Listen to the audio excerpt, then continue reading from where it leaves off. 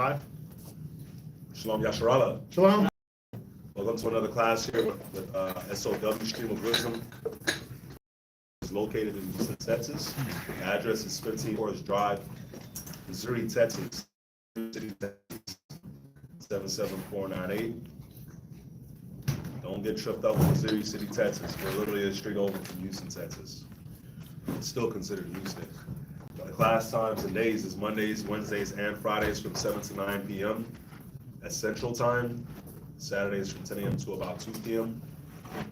We also have a school located in Virginia. The address out there is 2610 Granby Street, Norfolk, Virginia, zip code 23517. We also have a school located in Rochester, New York, upstate New York, 1600 Lyle Ave, Suite 1A, Rochester, New York, zip code 14606 is the zip code. The class times and days is the same for Virginia and Rochester. That is Tuesday, Thursday, and Friday from 8 to 10 p.m. Eastern Time. Saturday from 10 a.m. to about 4 p.m. Eastern Time. We also have a school in San Antonio, Texas. The school address out there is 4444 Walls Road, Suite 201, San Antonio, Texas. Zip code is 78218. They got the same class times as us out here in Houston, which is about, well, slightly different timing, but it's the same days, Mondays, Wednesdays, and Fridays from 7:30 to about 10 p.m. Central Time. Saturday from 10 a.m. to about 4 p.m. We ask that you like, share, and subscribe to all the YouTube channels, the Houston, Virginia, Rochester, San Antonio channel. Like, share, and subscribe. A lot of good classes on there. Like, share, and subscribe to the 5 Minutes of Wisdom, the Hidden Truth Bible Show, the Israelite Media channel. You know, once you hop on Stream of Wisdom on YouTube, you know, all these other channels will pop up, of course. Kids class has been here in Houston, 11 a.m. on Saturday.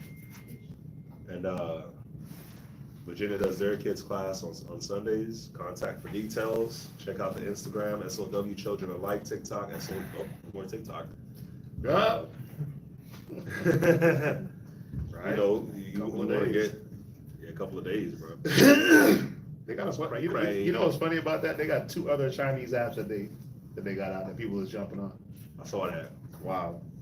So it's definitely something weird, but That's how we look online. You see it? yeah, it's fuzzy.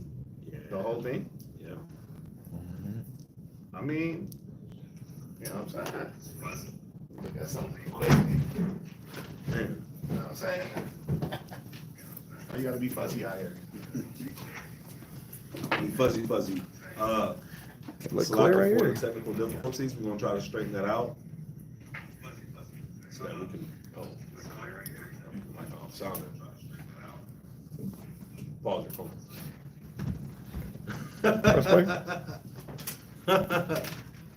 Yeah, so like for the technical difficulties, but you know, I'll carry on with that. Of course, we got the fringed up.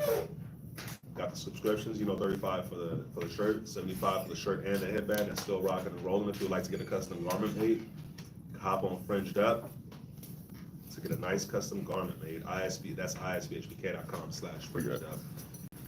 Right, we're S.O.W. Houston, of course, but formerly known as ISBHBK. Of course, we do the Hebrew Academy out here every Tuesday in Houston. And in Virginia and Rochester, they do theirs on Monday. Wait, are you repeating the announcement? No. Oh. But you went over that already. No, that was a class gift. Oh. Okay, so since we cleared up, if you'd like to contact any priest, Kazak, number 757-300-4047. Quatazop's number to my right is 303-557-8979. Zion's number is 346-234-8340. Of course, only text during class, of course. If you'd like to send in any donations, the Wells Fargo account is 101-580-616. Please help out the schools. Cash App is ISBH, is a $ ISBHBK donations. Zelle is isbhbk@gmail.com. The Zelle number is 757-300-4047. If you get anything from these classes, man, you know, definitely help out in any way that you can. You know, rents is every month, electricity bills is every month, internet is every month. So if you'd like to help out, please help out. On the dot, like every month on the dot. Every month on the They're not playing games. on the first. Want their money. That's Sure do. So, yeah, all donations, all, it's all welcome, needed, and appreciated. So with that, we'd like to say, we'd like to open it up for class. Yeah, everybody good? Okay, one more time. Everybody good? Oh, okay, just making sure. Just making sure. Y'all can title this one, and I'll probably do like a couple of class series on it, but building blocks to a leader. Building blocks to a leader. And you could put maybe a colon, semicolon, spirit of meekness. Right? And just looking at a lot of things that's happening with the camp, the school, with the brothers, right? Just in other schools, and just, leadership as a whole, right? The scriptures tell us that the leaders, the way the leader goes is the way, right? The way the head goes is the way the tail goes, correct? As the leader of the people, so are the officers, and so on and so forth. So, just put this one together, just to remind brothers, right? And this, I feel like this is a good class. I don't know, ain't gonna be no yelling, ain't gonna be no screaming, right? We just gonna deal with what the scriptures say. But I think it's a good class to remind us as leaders what there's certain things that we have to allow to happen to really show our leadership. Right? There's certain things that we have to allow to happen amongst each other. There's certain things that are going to happen that are supposed to show you what type of leader you're ready to be. Right? And we all come into this thing, for the brother that's been around 30 years, to the cat that's brand new 6 months, to the person that's gonna come in 6 months from now. You come in with a certain level of love for your people, right? And just going through the scriptures, we understand that there's going to be different things that is going to challenge that mind state of love that you have towards your people, right? There's going to be various obstacles that if your mind is not set up the right way, you'll start to lose that love. So let's just go to 1 Peter's, unless you had anything to say. Sure. Let's go to 1 Peter 1:22, and this is kind of where this class came from, right? I was just meditating on this scripture, and I'm like, man, this is something that Peter was communicating to us and reminding us that we can't let this happen. So you can read that, 1 Peter's 1 and verse 22. Go ahead and read that. 1 Peter chapter 1 and verse 22. And you're just gonna read it. I'm gonna have you read it to verse 24. Just read it all the way through. Okay. Mm-hmm. Seeing ye have purified your souls in obeying the truth through the Spirit unto unfringed, Unfeigned. unfeigned love of the brethren. Go ahead. See that ye love one another Come on. with a pure heart, fervently, being born again, not of corruptible seed, Right. but of incorruptible, by the word of God, which liveth and abideth forever. Right. You can stop there. So, the main point is about, obviously, that unfeigned love. Right? Because, like I stated earlier, we all come in with a level of love for our people, for our nation, for ourselves, that the longer you're here, what's supposed to happen to that love? Supposed to grow. Supposed to grow. Yeah. Right? It's supposed to grow. It's supposed to mature. Right? It's supposed to help to be one of the building blocks to solidify you in this thing, right? And it's also one of those things that's supposed to motivate you to keep pushing, right? So Peter is reminding us that there's a way that you have to do it. It doesn't just happen. It's just like when you start to develop a relationship with a woman or with a man. Don't you have to do things for that love to grow? Because you come in with a certain level, and then you're like, man, I like this. I like the way this feels. Let me do the things to promote the growth. Because you know, if you don't, then what happens? It's gonna fall apart. It's going to fall apart, right? You're going to start to get into situations where, the terminology love is lost, right?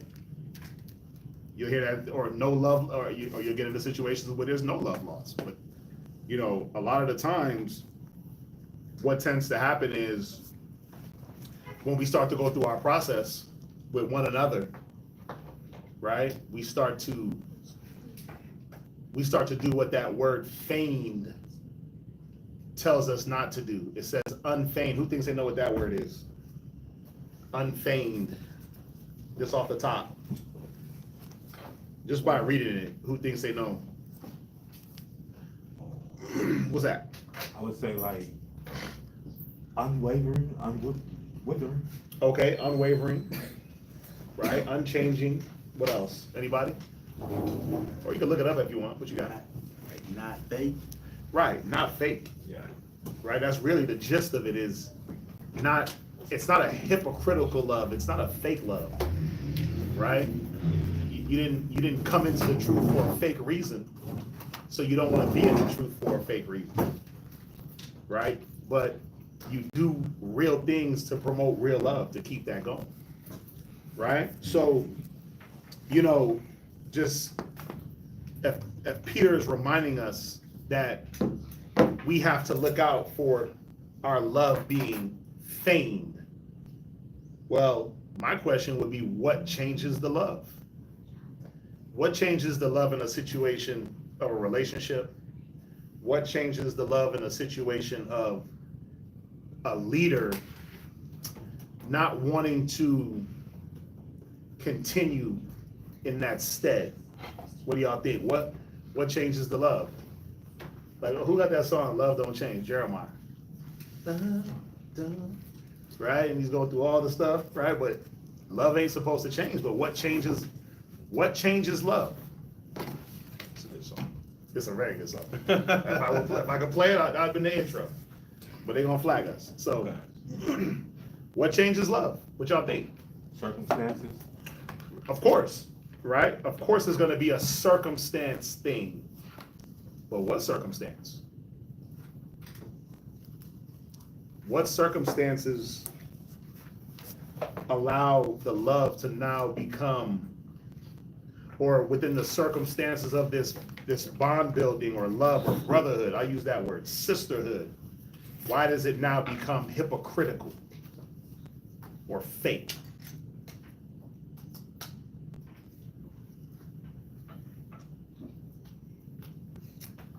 Well, I'll tell you, I'll give you one reason. You can write this down. You can just write it down. What changes your love? And then, right, to answer the question, what I came up with was that we forget our duty, right? As leaders, as a leader. So when I say leaders, I mean, in a technical sense, we're all a leader in our own right. Because even if you're not the leader of the congregation, if you're a married man with a wife and children, you're a leader of your house, right? And if you're a woman with children, you're a leader of the children, right? And if you're an elder sister, then you're a leader of the sisters. Like, and so if you're a teenager, you're a leader of the younger kid. Like, so you really can't escape this concept of leadership. But as far as leadership goes, this is very important that we don't forget the duty of leadership, like what it entails. Everyone wants to be the leader because why? What's the famous misconception of leadership? Anybody? Huh? Because you can do whatever you want. He said, because the leaders can do whatever they want. What else? That's a good answer. And we know that's cap. Again, like special privileges. Right, special privileges, do whatever you want. What else? How do you view your leader? What's up? Special privileges. A common misconception. No, not you. I'm looking. Like it gets easier. Right. That's a very common misconception, is that life gets easier when you're the leader. You know, I remember way back when Kazaki left and the brothers left the VA, and so I couldn't be in the mall as much as I was. I was like in the mall. Like everybody knows I was the mall. I was like a damn chair inside the mall. Day off, what? Day off. Lived in that boy, right? And so when he leaves, obviously my role has to change, and I can't be locked into the mall for 12 hours a day because there's other things, class. And so it was time for another brother to dedicate more time in that area of the mall. And his comment was, and I would still go to the mall every day, pull up on the brothers, check on them, what you need, to, And so the brother made the comment, I ain't gonna say his name, but the brother made a comment like, man, I wish I could be like S.O.W. He got all day to just sit around and do nothing. Something to that extent. And I was like, dang, that's how you view it? That I'm just sitting around doing nothing. So 3-4 classes a week just pop out of nothing. Councils, all types of the day, they just pop out of nothing. Yeah. Right? Holding down the camp and making sure it don't implode or implode or explode, that just happens out of nowhere. Right? So, it is a misconception. And a lot of those times, I think a lot of times those misconceptions come from bad leadership, right? Because good leaders do everything. They do things. They have to, right? Good leaders, they don't necessarily have it easier because what do they understand? What does a good leader understand, right? That if I'm taking it easy and everybody else is towing the line, when they see me taking it easy, then what? You ain't gonna have nobody to lead. Yeah. You ain't gonna have nobody to lead because they're gonna be able to look and say, well, how come you get to take it easy? You putting all the work on us. Now you become what? A Pharisee. And that's hypocritical. They were hypocritical in certain aspects. What was the other thing y'all said? You said, take it easy. What was the other thing? Name them. Y'all said take special privileges, right? Now think about it. A good leader knows that, yeah, I might be able to have a privilege over something, but how is it going to look if I'm abusing those privileges, quote unquote? Right? How does that look?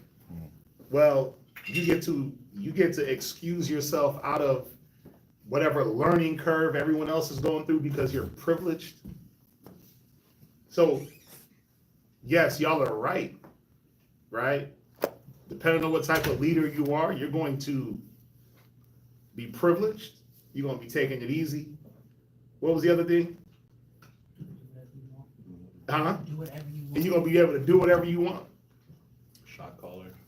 Right. You just sitting everybody kissing the ring. Like, that's crazy. Right? That's what you have leadership that does that in any arena. And then you do have leadership that, because even that's a changing of love, where when you weren't the leader, because think about it, you weren't the leader, but you were the workhorse. You were dedicated to the people around you.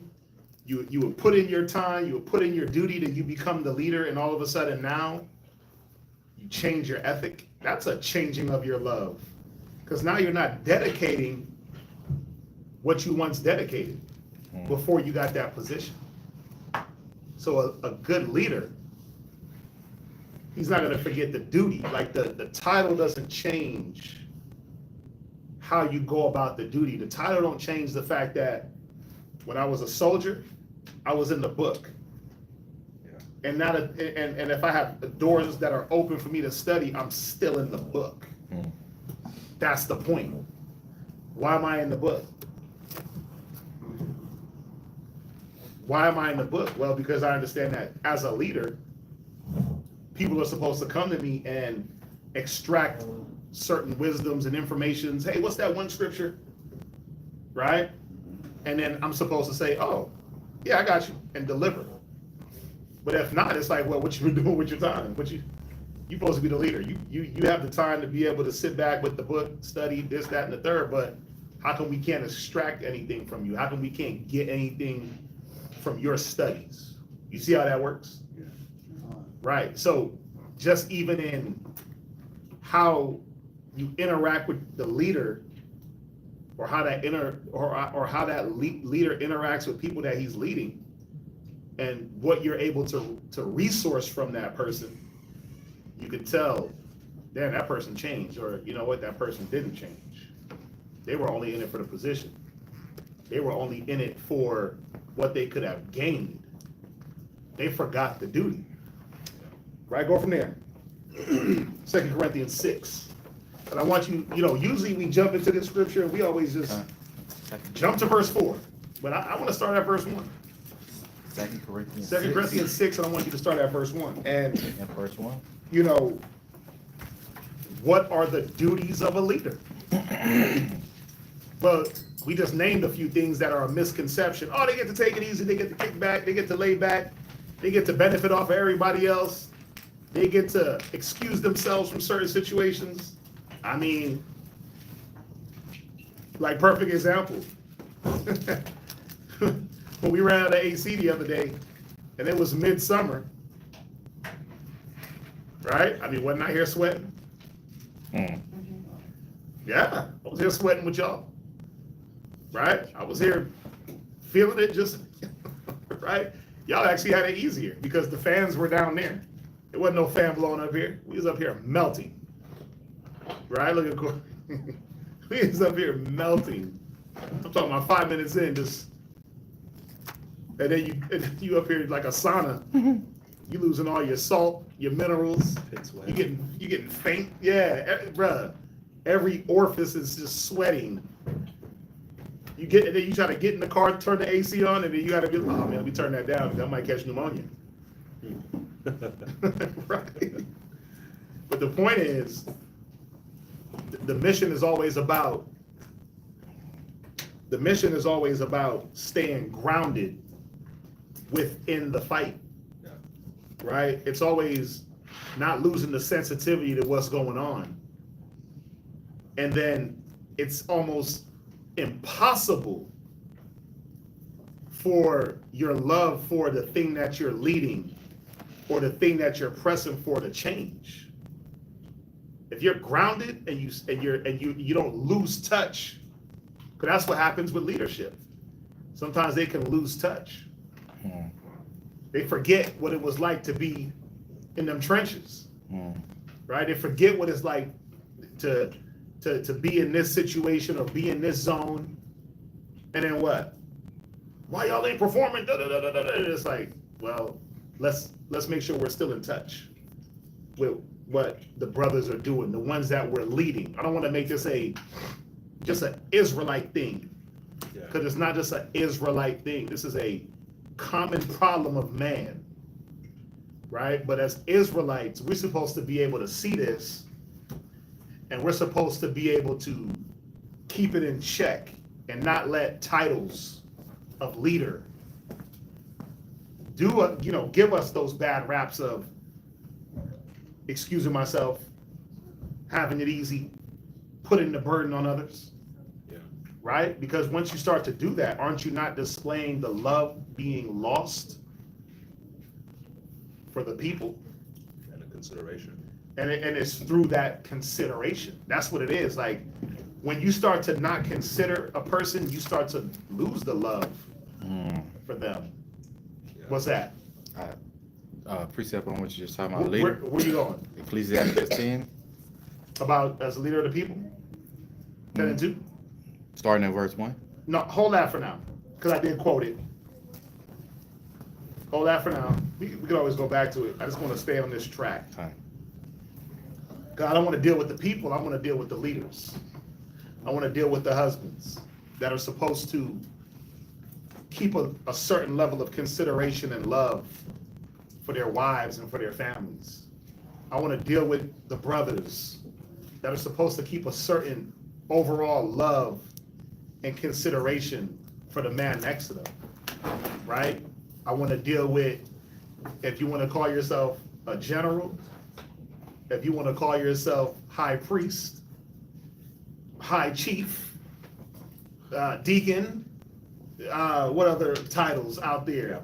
Captain, right? Officer, whatever you want to call yourself within an Israelite paradigm. I want y'all to hear this part, because once we start to get certain things added to us, you are removed a certain way from certain things, but you still got to keep a touch on those things. You still got to know what those things function like. You still got to know what those people in those situations that you're coming from, how they feel. Or else you'll lose consideration, and you'll start to show the ones around you that that love is being changed. It starts to become hypocritical. You start to exact more from them than you give yourself.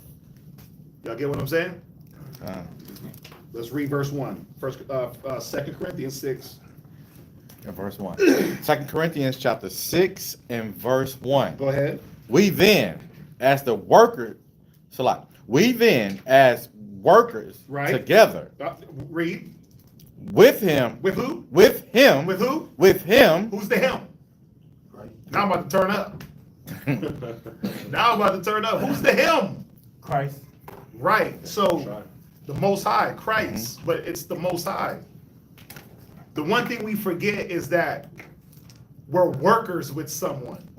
We're workers with the Most High. We're just we're supposed to be working this thing together. We forget, right? That do the Most High take a day off? Does the Most High change? No, sir. Right. So why do we change? I'm the Most High, I change not. Everybody, niggas, let it go to that scripture. But why are you changing? Right? With all the things that the Most High, or that the Israelites have put the Most High through. And why am I saying it like that? Because we did.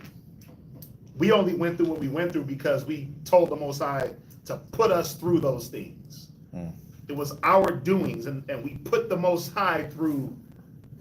We're going to be with you, and then we're going to be gone. And then we're going to be with you, and then we're going to be gone. That's why I'm saying it like that. We did that as a people. Did the Most High's love change? No. But the first thing I want to drill home is, read it again. We then, as workers together with him, Read. beseech you also that ye receive not the grace of God in vain. Right. Go ahead. For he saith, I have heard thee in a time accepted, and in the day of salvation have I secured thee. Right. Paul is quoting Isaiah right here.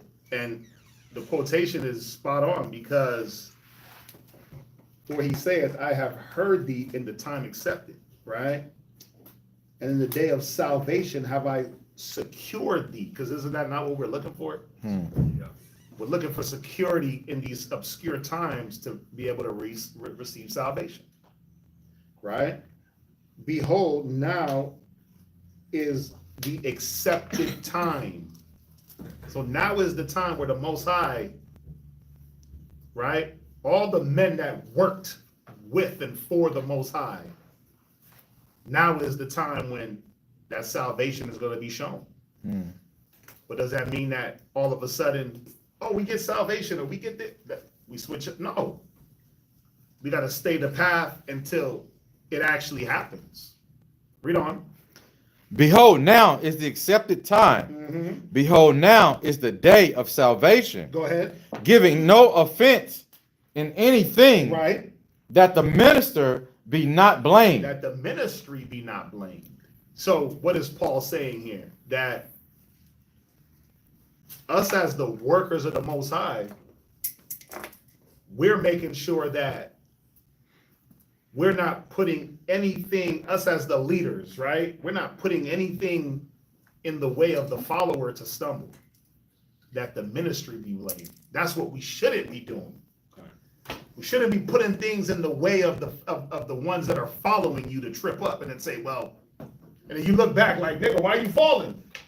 And it's like, well, because you dropped a bunch of bombs behind you and I was tripping over them. I was trying to hurdle and leap. So what is Paul reminding us as workers of the Most High? That we have to make sure that what we do as leaders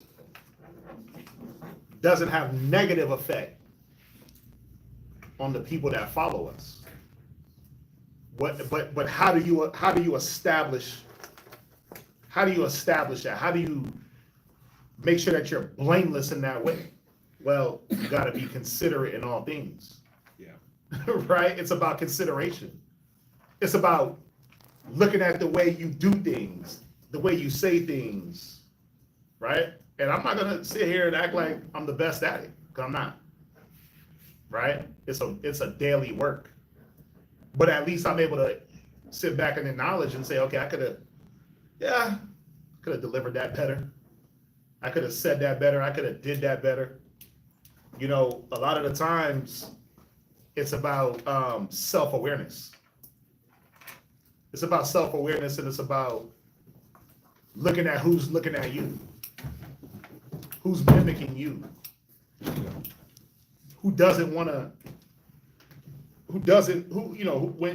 you do have your followers or your household, right? Who's reluctant and why? All those things, a leader, he's looking at these things because why? Well, a good leader, why is he looking at these things? Because he wants to continue to lead. And he doesn't want to lead with offenses. Yeah. You see that? You could be a lead. You could lead and be just a bag of offenses. You can be a walking offense. Didn't Christ say that to one of the apostles? Who did he say that to? It wasn't one of the apostles. He said you're a walking offense. Something like that. Yeah. You're an offense to me. Oh, he was talking to Peter. Yeah. He was talking to Peter. Right? And look, but Peter was what? Was he not the leader of the church, the rock, the foundation? Right?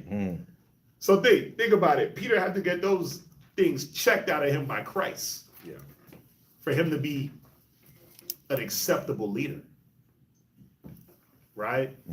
But see, sometimes if we're not self-aware, you'll not do say like the drink. You'll do and say things. I said you'll do say. You'll do and say things. I got some tea somewhere. Where is it? Right. Let me get that. It's a fake hot toddy. Can I get that? I need it, man. I ain't gonna lie. I feel it. I feel something trying to creep the water. You had us in here freezing yesterday. But what'll happen is, as a leader, you'll do and you'll say things. You'll carry yourself in the I don't gotta do what y'all are doing. I don't gotta be accountable, but you gotta be accountable. Right? You just do it. Get it done. Like, you'll carry yourself in that way, and what'll happen? You'll offend who's following you, and then you won't have followers. You won't have a family. You won't have that wife to order around. The kids don't want to be around you. The other sisters don't want to be around you. Brothers can't stand you. That's why a lot of us in the world can't stand our bosses. The boss at the job, he just talks to you like a dog. Treat you like a dog, pile all the work on you. They leaving early. 2 p.m. they gone. You stuck doing all their work. Like, who wants to be under that type of leadership? Nobody. Right? So Paul is reminding us, and again, this point is important. Because you can lead, but how do you do it? Right? How do you do it? right? What is the legacy you leave behind as this leader? Well, there's going to be other things named as we read down that if you're constantly offending or laying stumbling blocks, it's because you're not willing to do these things that we're about to name. So read on. Verse 4. Uh-huh. But in all things, approving ourselves as the ministers of God. What is a minister? A servant. Is it just a servant? Somebody look it up. Because it would have said approving ourselves as servants. There's a reason why it uses the word minister. Man, I should have brought you some of this. Ugh. Man, it's so tasty. It's ginger leaf, turmeric leaf, some elderberry, a little bit of honey, some limes cut up. Shot of whiskey and all that. Who got it? What you got? A minister, properly a chief servant. A chief. So it ain't just a servant. You're the number one servant. So think about it. If you thought as a leader you were supposed to be served, no, it's the other way around. You were put in the position to be the number one servant, right? The number one administrator of a thing. Y'all get that? Yeah. And so you may not do certain work, right? Like I use me for an example. Like I may not go to the mall daily, right? But there's a different office that I have. That's the point. That's the point. That not that the mall or the businesses that we have are, and I'm using those because, you know, just even in the camp in our school setting, right? Brothers start, they work the business if they want, or they work their job if they want, and then they build up to be this teacher. But there's so many things that are incorporated into it, where we don't just slap high priest on your chest and let you just reel off classes, because it's not about that, right? It's about the attributes that we're talking about, that we're about to get into, right? We haven't even gotten into the meat of the class, right? Because there's an attribute, a main attribute I want to focus on, right? But there's an approving yourself as a chief servant, so that I'm not offending you, so that I'm being considerate also, right? So that I'm not taking the easy route, or I'm not, what was the other things y'all said? Doing whatever you want. Doing whatever I want. I'm not just a shot caller hiding behind the curtain. Well, y'all go do that, I'm over here doing me. There's things that show you that the Most High has set up to show us if you're approved to be a leader. Because even though you're the chief servant, you're also the chief leader. That's the beauty of it. You're not just a servant, you're the chief servant, but you're the leader of servants, right? And there's things that you have to, there's things that you got to do. Read on. Hopefully everybody, listen, hopefully everybody online is walking with me. I know, hopefully y'all in line are in here are walking with me and understanding. I mean, y'all with me, right? Y'all understand? Any confusion of what I'm touching on thus far? Y'all we good? All right, yeah, go ahead. Verse 4 from the top. But in all things, Right. approving ourselves. Right, some things. All things. I'm the leader, so I get to excuse myself from like a little bit of that other stuff.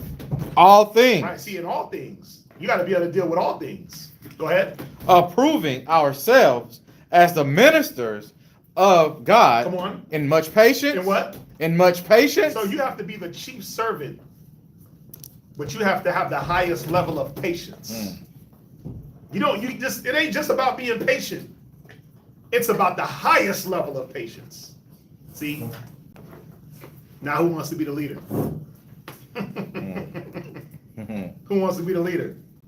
Because what is about to be targeted is all the things that men have in them that they don't want to deal with on a high level. You may be able to scratch the surface, but on a high level, To not offend, oh, that's a different level. Hmm. Right? This ain't, oh, me in the mirror and I'm good. This is, no, everybody's watching you. Everyone's looking at you. And if you're going to be offending, people are going to see it. Much patience.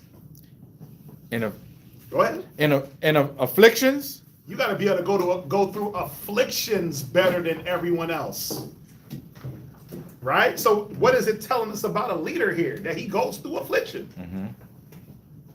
He goes through affliction. He just, you know why? You know why sometimes people look at some leaders and say, man, he just got it good. Right? Well, because he knows how to go through affliction and not give a damn. That's why it appears that way sometimes with some men.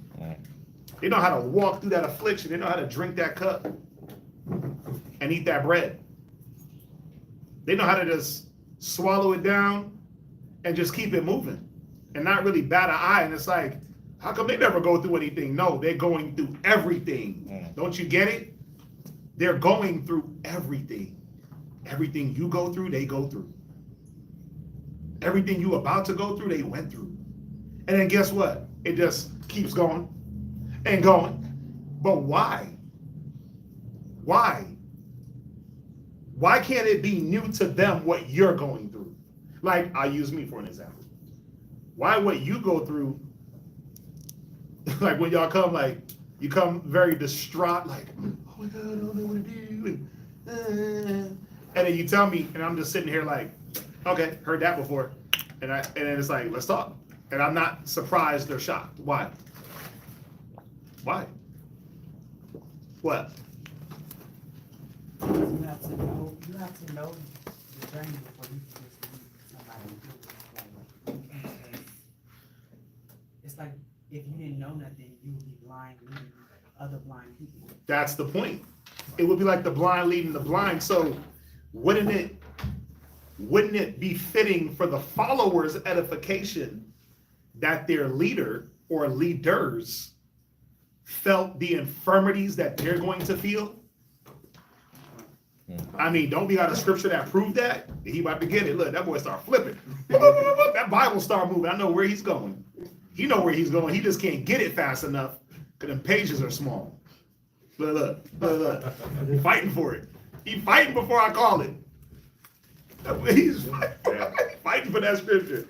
Let's see if we get it. Let's see if we get it before him. Hebrews 5:1.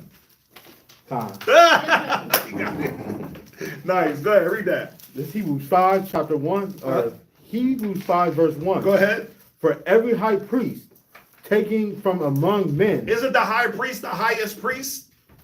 God, Go ahead. is ordained for men in things pertaining to God. He's ordained for men. He's ordained to do the service for the men that pertains to the Most High. Go ahead. That he may offer both gifts and sacrifices Come on. for sins. Go ahead. Who can have compassion on the ignorant Go ahead. and on them that are out of the way? Go ahead. For that he himself also is compassed with infirmity. Right. He's not an uncommon man. He's a regular human being just like you. He got to deal with the everyday struggle, high priest or not. Yeah. He's still got to fight demons, general or not. 13 shield, leader, general, whatever, officer of 50,000, 5,000, to the soldier of none, right? To the trooper. You still got to fight demons. You still got to fight for the patience. You still got to fight to be long suffering. You still got to fight the battles that the Most High delivers to your doorstep. You still got to control yourself, no matter what level you're on. But it's fitting for the leader, right? It's like if you went to your boss and you was like, hey boss, I need help with this. And they were like, I've never seen that before. Be gone. Like when I was a boss at my job, I used to do tech support at jobs like Apple, Comcast. I used to be like high level tech support, right? I actually like fixing things. But there was a reason why I was always promoted quickly, because I picked up on so many things and I studied things and I figured things out on my own that I wasn't being taught, or I would, grab a little wisdom from this person, look over on this cat's computer, where you get that program from? Let me get that. And I would put it all into me, right? Yeah. And I would just make myself better than everything around me. So that when people came to me, they were like, hey, I got a problem. Oh yeah, I know about that. Look, this is how you fix that. Boom. Damn. Hey, I got a problem. Yep, I got you. Come on. Look, here goes the email. This is how you fix this. Boom. Right? Developing like literal databases on fixes outside of the company's norms. I was part of those type of things. Right? Because I had a care to be able to help those when they came. It's because it's whack when somebody comes like, I need help, and you supposed to be somebody, and then you just have to shoo them away because you don't know. Or because you did what you wanted and didn't put the time in to develop the know-how. That's crazy, right? That's crazy, but that's not what a leader should do. You're done. Keep reading. The water for that precept. In necessities. In what? In necessities. So a chief servant has to learn how to be in need. Right? He has to learn how to be in a needful position, but not make it look needful. That brother needs some new garments. Well, he rocking what he got. Well, that brother needs this. That brother needs that. Well, guess what? He ain't making a fuss. He just living life like those things don't matter. In need. Go ahead. Or if you want to look at it from another view, being able to supply need. Being able to have what's needful for his followers. Or her followers. Her flock, his flock. Right? And when I say her flock, a woman, her children. Right? We're not promoting women pastors up here. Corey would walk out the doors. So right. Corey would pack up his whole family. Woman pastor. Move Be around. gone. Go ahead, read on. In distresses. Wait. So a leader got to be distressed? Hell yeah, he gonna be distressed. He gonna be the first one distressed. Why? Because a lot of it is taking on the distress of others. Right? Feeling their infirmity. Like, damn, man, that brother ain't got that. Dang, I feel for the brother. She dealing with that. Let me try to see if I could. Man, that brother's over there. Man, let me pull up on the brother and see what's up. Like, that's what the leader does. That's what a husband does. He looks at his family, he assesses, and he says, man, I know I'm stressed, but let me try to alleviate the stresses in my house and take those burdens on. Let me alleviate something somewhere. Let me not be the stress. Come on. Verse 5. In stripes. In what? In stripes. Wait. So the leader, he can't run away from the beating, from the chastening? Who want to be the leader now? Because if you took your life, and this is not a shot at anyone or even a downplaying of anyone, but take your life as it is right now and amplify it. Just amplify it a little bit. Just give it a ×3, maybe. Right? Or guess what? Look around. This is what you do. Look at your life and then count everybody in this room and then amplify it by that number. And that's your distress level now. That's your tribulation level. Because why? There's an accountability for every single soul. That the chief servant, even though he's a servant, he's doing that servitude to be accountable for the ones that are following him, for the ones that he's leading. Okay. You see, it's this like beautiful situation that the Most High puts you in, where you got to be a leader and you got to be a servant and you got to be accountable and you can't leave anything behind and you got to go through everything for everybody to see, and you got to do it with a smile. You gotta love it. You got to sit back and you have to really, like Peter says, through the truth, purify yourself. And that's the point. That's the point. right? We supposed to look at the truth of the matter, like it says in Peter's, and weed out that hypocrisy that's in us. So that when these things hit, now you can't fake it. Now you're not going to fake it. Now you're not going to try to, let me, because it's hard over there right now. So let me just take it easy at my house. You brothers is going through it, man. Let me get myself right before I can be right. What? You make those excuses to not have to deal with what's going on, whatever you don't like. And that's usually what it is, right? We find a way to excuse ourselves from the things that we don't necessarily like, understand, or feel like is necessary, which is a lot of things. But the truth of the matter is, what Paul is expressing is that no, it's stripes over here, right? It's chastenings over here. It's tribulation. It's distress over here. What else? In imprisonments. Go ahead. It's imprisonments. Right? Again, you can look at that. Obviously, in Paul's situation, he was literally in prison. He was thrown in jail. Now, that could happen literally to any one of us. You know how I look at that? I look at that imprisonment, just if you want to apply it to, if I could apply that to my life, I look at that as an imprisonment to Yahushua, where it ain't about doing what you want to do. Right? It's about, I'm imprisoned to a schedule. I'm imprisoned to a duty. And to fulfill that duty, I have to make sure that I'm where I need to be. That's a prison sentence. So if I know, okay, kids got to be at school at this time, I got to be at class at this time, I'm now a prisoner to a schedule. I'm a prisoner to 3 or 4 places in my life that I only go to. Right? I can't all of a sudden break the shut. Oh, you know what? I'm about to go trick off tonight. 4 or 5 in the morning, out there acting dumb. Something happens, and then now I can't be where I need to be in the morning for the kids. Now I can't be where I got to be in the night for class. I got to literally shackle myself, like it tells you in Ecclesiastes 6. We have to shackle ourselves, right? And not do what we want. That's the key. So you can look at that imprisonment. Obviously, with Paul, we see that he was in prison.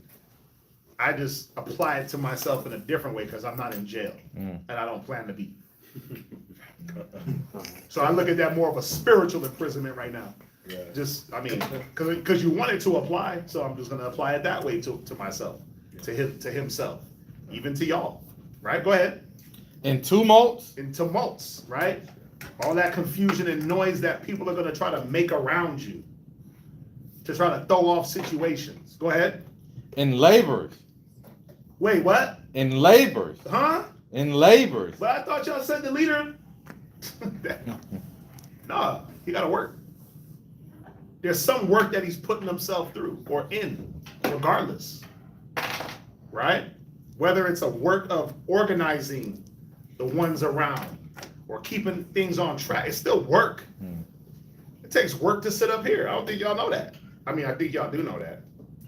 But it's a lot of work to sit here and be able to come, go through these scriptures, understand them, put them together, deliver classes. It's a work to keep yourself in the standard that you teach, that you promote. That's a work within itself, right? So there are labors, and then there's labors, right? We're all laborers and husbandmen and things of that sort. Go ahead. In watching. In what? In watching. Watchings, right? There has to be an oversight. What else? Read. In fastings. What? In fastings. Right. Sometimes it's feast, sometimes it's famine. Come on. By pureness. By what? By pureness. By what? By pureness. Right, and this is about to go right back into what Peter articulated. Purifying yourself in the truth to love unfeigned. Ain't that what it said? Or did I make that up? Let's see. Seeing you have purified your souls in obeying the truth. And that's what it's about. These are the things that we have to obey and hold to show what manner of leader we are, but it also in putting yourself in these crosshairs, you show the consideration, right? You show the love towards your people, that not because of title, not because of promotion, not because of anything, you're going to leave off these principles and these things. Read on. By knowledge. By what? By knowledge. So you got to study. You got to know things. Read. By long suffering. See, there goes one of those things that we got to work on. And that's what you should be doing. You should be looking and saying, man, well, damn, what I got a problem with? Is it my studies? Is it my knowledge? Is it my, is it my long suffering? Am I purifying my mind? It says with pureness, right? To the pure, all things are pure. So what does that mean? That as I go and maneuver from these things that approve me, I got to do it in the mind state that there's a benefit to it. A lot of the times in your fastings and your necessity, what do you tend to say? You in need and you don't know how you're going to get it. Okay, not what you say. What mind state creeps in?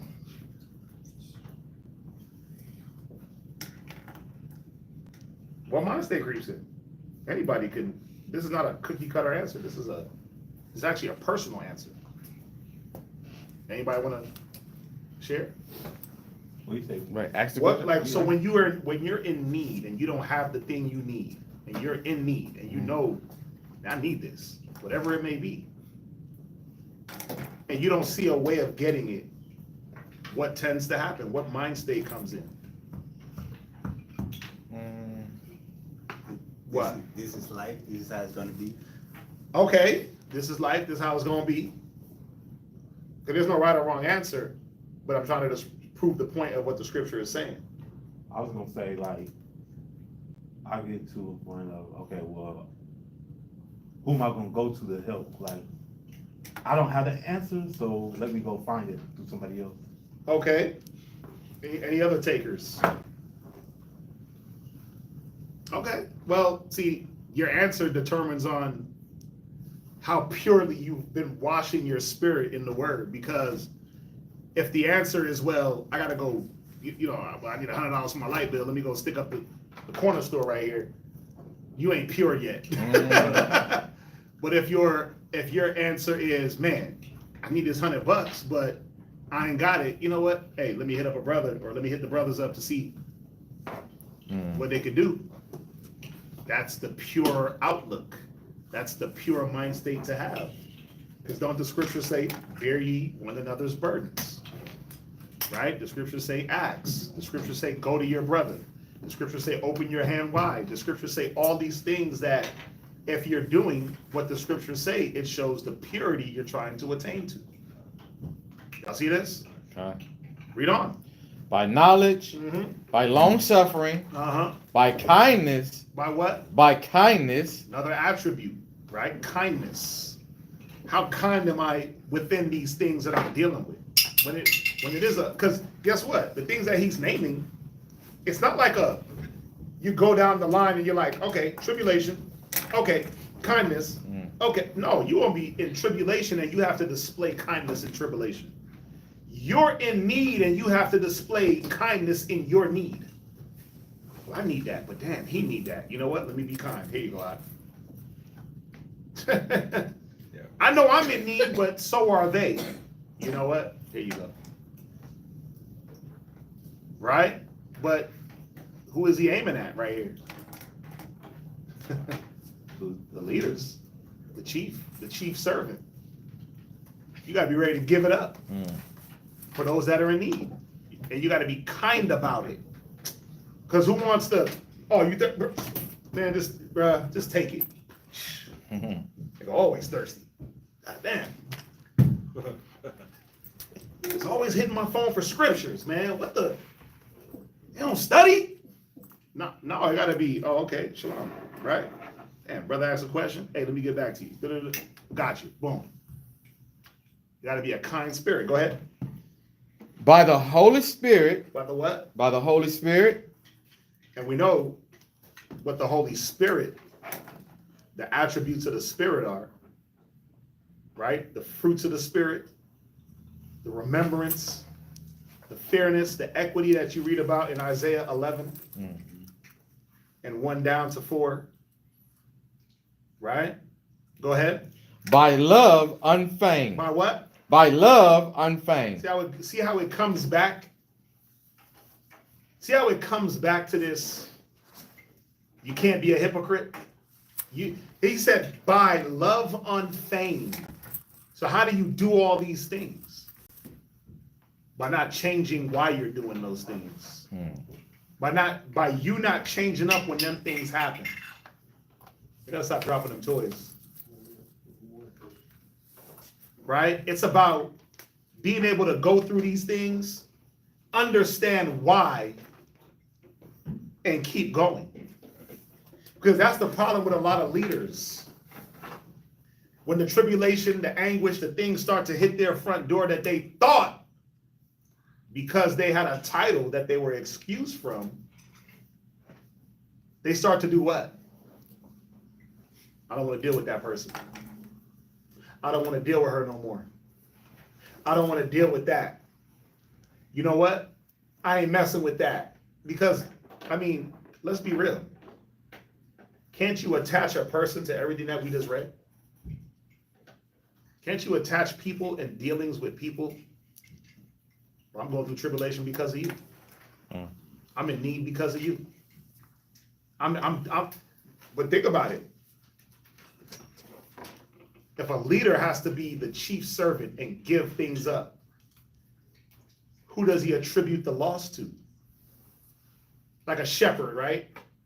If a shepherd is out there watching all them sheep and his wife is like, you're always with those sheep. You need to be home. And he's like, I gotta watch the sheep. It's the job. Right? And then he's like, oh, babe, I'm about to get off early. You know, the sheep are good. They all in the pen. They all fed. I'll be home in 30 minutes. And then one of the sheep creep off. And he got to go find the sheep. He called his wife back. Shalom, babe. One of the sheep got out the pen. I got to go chase his ass down. I don't know when I'm going to be home. And then he get home. He argue with his wife. You ain't never home. Who does that argument get attributed to? Isn't it not the thing that he was taking care of, the sheep? He's losing time with wife, and then he blames the sheep. So then what do you do now? Don't you stop dealing with the sheep the proper way? I'm using an analogy. It's using an analogy. It's not, I'm trying to make it easier, right? But that's what tends to happen where, you know what? You damn sheep are causing me my relationship. How do we do it for real though? Me giving up my life, this truth, is costing me my life, my livelihood. I don't want to do it no more. I want my life back. So I'm gonna handle you any type of way. I'm gonna deal with you any type of way. You know, how do we do it? I'm a husband with a wife and children, and I'm supposed to be dedicating myself to the ministry for a few purposes. Because, and correct me if I'm wrong, but isn't it true that if a man builds himself in the wisdom, he can now apply that wisdom in all facets of life? Like, if a man is growing as a leader in a church, school, whatever, his leadership is supposed to transcend the walls of any establishment, and then it's supposed to show fruits at home. But he's a good leader at the church. He's supposed to be a good leader at home, because it's the same things you're going to be dealing with, right? But what tends to happen? Well, I'm not growing in any areas. I'm not putting myself in the knowledge, the wisdom to be a leader, so things around me are stagnant. Or I'm only good enough to do things in one arena. Damn. I'm only good over here. But then when it comes to this, I don't want to deal with that. I'll deal with y'all sheeps. Use this word. Y'all slow tonight. I'll deal with y'all fishes, sheeps. But I'm not going to deal with the flock at home. I ain't dealing with them because that just takes too much of my personal time. Right? I'll rub elbows with the brethren because they're fun. But that wife that sheep of a wife I got at home, them little sheepy children, they take too much time, man. I'm trying to kick it with the brothers, go home, not do nothing. That's how some men think. And it's damaging to their households, right? And they weren't always like that, because at first it was lovey-dovey, y'all always holding hands, kicking it, we about to go on dates, this, that, and the third, but then things start to happen in the relationship, like trials, tribulations, afflictions. And instead of putting yourself in a place to be able to deal with those things, you let those things damage your love. And the thing that you're next to, like the wife, the kids, they become the blame. The thing that you're next to, like the flock, the brethren, it becomes the blame of why your life ain't going good. And then what does that man tend to do? He excuses himself. Well, I'm the leader, so guess what? I don't have to. I'm the leader, so guess what? I don't need to. It'll take care of itself. But we all know that it's not true. If the sheep falls out the pen and just starts straying, he ain't coming home. You got to go get him. Because there's many dangers out there that you have to help prevent him from, because he's not going to see him. Yeah. He might not even know how to find his way back home. He might have just got curious. Man, let me go see what's out here. But it's always our job to make sure that we're not letting circumstances change the mission. But what are we learning thus far? That the circumstances are the mission. Do y'all see that? That the actual mission and the circumstances are one in the same. And I think that's where a lot of people, they lose themselves, because you forgot. You are approving yourself as a worker with the Most High. You are approving yourself as the mighty brew, super brew. Who did the class super brew? Man, I ain't gonna lie, I didn't get a chance to catch it, only because I started cooking for the kids. I started cooking dinner or something. I felt a rib was sick. I started cooking dinner, and by the time I looked up, it was 8:55. I was like, wow. Right? I just saw the title. I was like, oh, I know that was a good one. But everybody, that's super brew. But then, what changes you from being that super brew? You got fringes on everything to now. You know what? I don't know about that Israelite thing no more. Like, you see a lot of that online.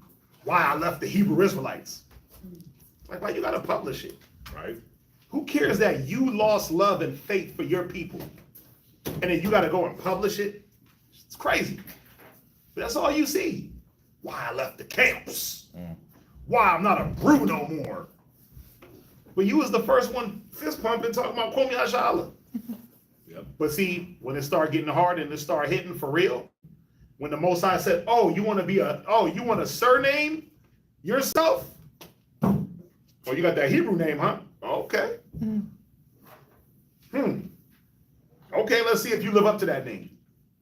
What you got? Can I get a precept? Of course, you get whatever you want. Ecclesiasticus chapter 27, verse 5. Read it. The furnace proveth the potter's vessel. And that's the point. You a vessel. And 2 Corinthians 6 is showing you what the furnace looks like. It's many furnaces of affliction. And every affliction ain't affliction. But the furnace is going to prove you. Come on. So the trial of man is in his reasoning. And the trial that you go through is in your reasoning. How you reason. Right? Even how you reason through the trial is how you go through it. How you reason is what brings you into the trial, and then how you reason is what gets you out the trial. You got enough? You got more? Verse 6. The fruit declareth if the tree have been dressed. Right? This is one of my favorites. Come on. So is the utterance of a conceit in the heart of a man. Right. And so the fruit that comes from you shows you how you went through a thing, what method was applied to you, what method you went through. Is that it on that? Come. Right? Go back. Oh yeah, Corey getting that reading today. Mhm. Got the insoles in. You know when a brother got to stand up all class? It's like, no, I don't sit. Read on in Corinthians. I mean, we sitting in this Corinthians real firm, but I want to slide over. But go ahead, read on. Verse 7. Right? By the word of truth. Because truthfully, if we go nowhere else in this class, I'm hammering a point home, but there's other points to go to. Come on. By the power of God. Come on. By the armor of righteousness. So it's showing us how, right? That you're going through these things in patience, in affliction, in necessity, in distress, in stripes, imprisonment, in tumults, in labors, in watching, in fasting. But it tells you the way you go through it is by pureness, by this, by applying righteousness, right? It doesn't say by escaping, running, making excuses, or just saying, I'm the head honcho, y'all deal with it, because that's what brings the offenses. That's where you offend the followers, because they look and they say, damn, man, well, what's up with this guy? What's up with this chick? This ain't gonna do nothing. Come on, read. On the right hand. Right. And on the left. The righteousness on the right and left hand, meaning, what are you doing? Your works overall. Come on. By honor. Right. And dishonor. Come on. By evil report. Uh-huh. And good report. Meaning what? There's going to be some times where men are going to speak ill of you and not honor your labors and your works. And then at some point, men are going to honor your works, but what do? Oh, y'all ain't seeing what I'm doing? Man, shalom, I'm up. You know what? I need a new flock. Oh, you know, she ain't recognizing my husbandry at the house? I need a new rib. That's how some brothers be thinking. Like, they about to just get a whole new family because she ain't recognizing, or because she ain't seeing certain things, or because the kids is bad. It's like, that's not how the Most High does things. He ain't just gonna give you a new family just because you think you deserve it, and you ain't worked on the one you got. You don't. You just I'm gonna get a new flock. You're gonna be right back in the same boat that you were in if you don't clean up those things, right? If you're not applying these attributes. Come on. As deceivers. As what? As deceivers. Come on. And yet true. Come on. As unknown. And yet well known. Come on. As dying. And behold, we live. Right, because this is the point. From the outside looking in, that's what certain things look like. Oh, y'all ain't teaching the truth. Y'all out here dying. Y'all dying for this thing, but for what? Y'all looking crazy. Y'all ain't shaving. You're not getting those crispy lineups. Shoes is raggedy. Right? Cars breaking down. Can't get a brake job. Whatever. Doing bad. You're doing bad out here, right? But we know that's not the case, because why? That's our approving, right? Our approving is to not look like the world. It's not about looking like you making it. It's about making it the right way in the spirit. The physical catches up, and sometimes it just don't. Sometimes you'll never have the glorious vehicle or to be able to shop till you drop or appear a certain way, but does that matter after a certain time? It just don't matter after a certain time. Once you start setting your mind a certain way that there's a mode I have to live in, all those things don't matter. Read on. As chastened. And not killed. Right, as chastened and not killed. Come on. As sorrowful. Right. Yet always rejoicing. Come on. As poor. As poor. Come on. Yet making many rich. And this is the thing. This is what hurts a lot of people. Because what are they worried about? They're worried about outside appearances, how I look to everyone. Right? How I look to everyone, and you know what? They're making fun of me. They're going to tease me. They're going to this, they're going to that. You start to feel shamed. That's why Paul always said it. He always said, what did he say about his chain? It says something about the chain. He said, don't shame me. Oh, You know what I'm Of talking his about? bonds, being ashamed of his bonds. Yeah, he would say that. He used the word chain. Somebody find it, right? But he was talking about, you know, he's not ashamed of that imprisonment to Christ that he put himself under. The chain wasn't a literal chain, Yeah. but being in bondage to Christ, right? Where some men, they can't take certain outlooks from other people outside of us. And so what do? I had to get back in the church, man, because, you know, my mama and them, I couldn't stand being broke all the time because, man, you know, what did Christ do? For our sakes, he made himself poor, though he was rich. Go ahead. And having nothing, Right? and yet possessing all And things. that's the thing. You have nothing, but you possess everything. And the ability to get whatever you want. Anybody find it? Paul said it. I'm not ashamed of my chain. Man, y'all slow, bro. Y'all slow on the draw. What you got? Oh, So, 1 Timothy chapter 1 Uh-huh. and verse 16. That's it. Go ahead. The Lord gave mercy unto the house of Onesiphorus, Right. Mm-hmm. Right. for he oft refreshed me, Right. and was not ashamed of my And chain. that's the thing. We supposed to be refreshing one another, right? And taking glory in these things, right? Because what's that? What was that again? 1 Timothy 1:16, right? So let's move on. Let's jump. So you could drop that Corinthians. Oh, no, we can't drop it because this is the point. Read verse 11. Verse 11. Come on, O ye Corinthians, right? our mouth is open unto you. Read. Our heart is Our enlarged. heart is what? Enlarged. And this is what I wanted to get through, that Paul is trying to show this lesson that as chief servants, we go through all this, yet and still, you got to be able to talk to the people.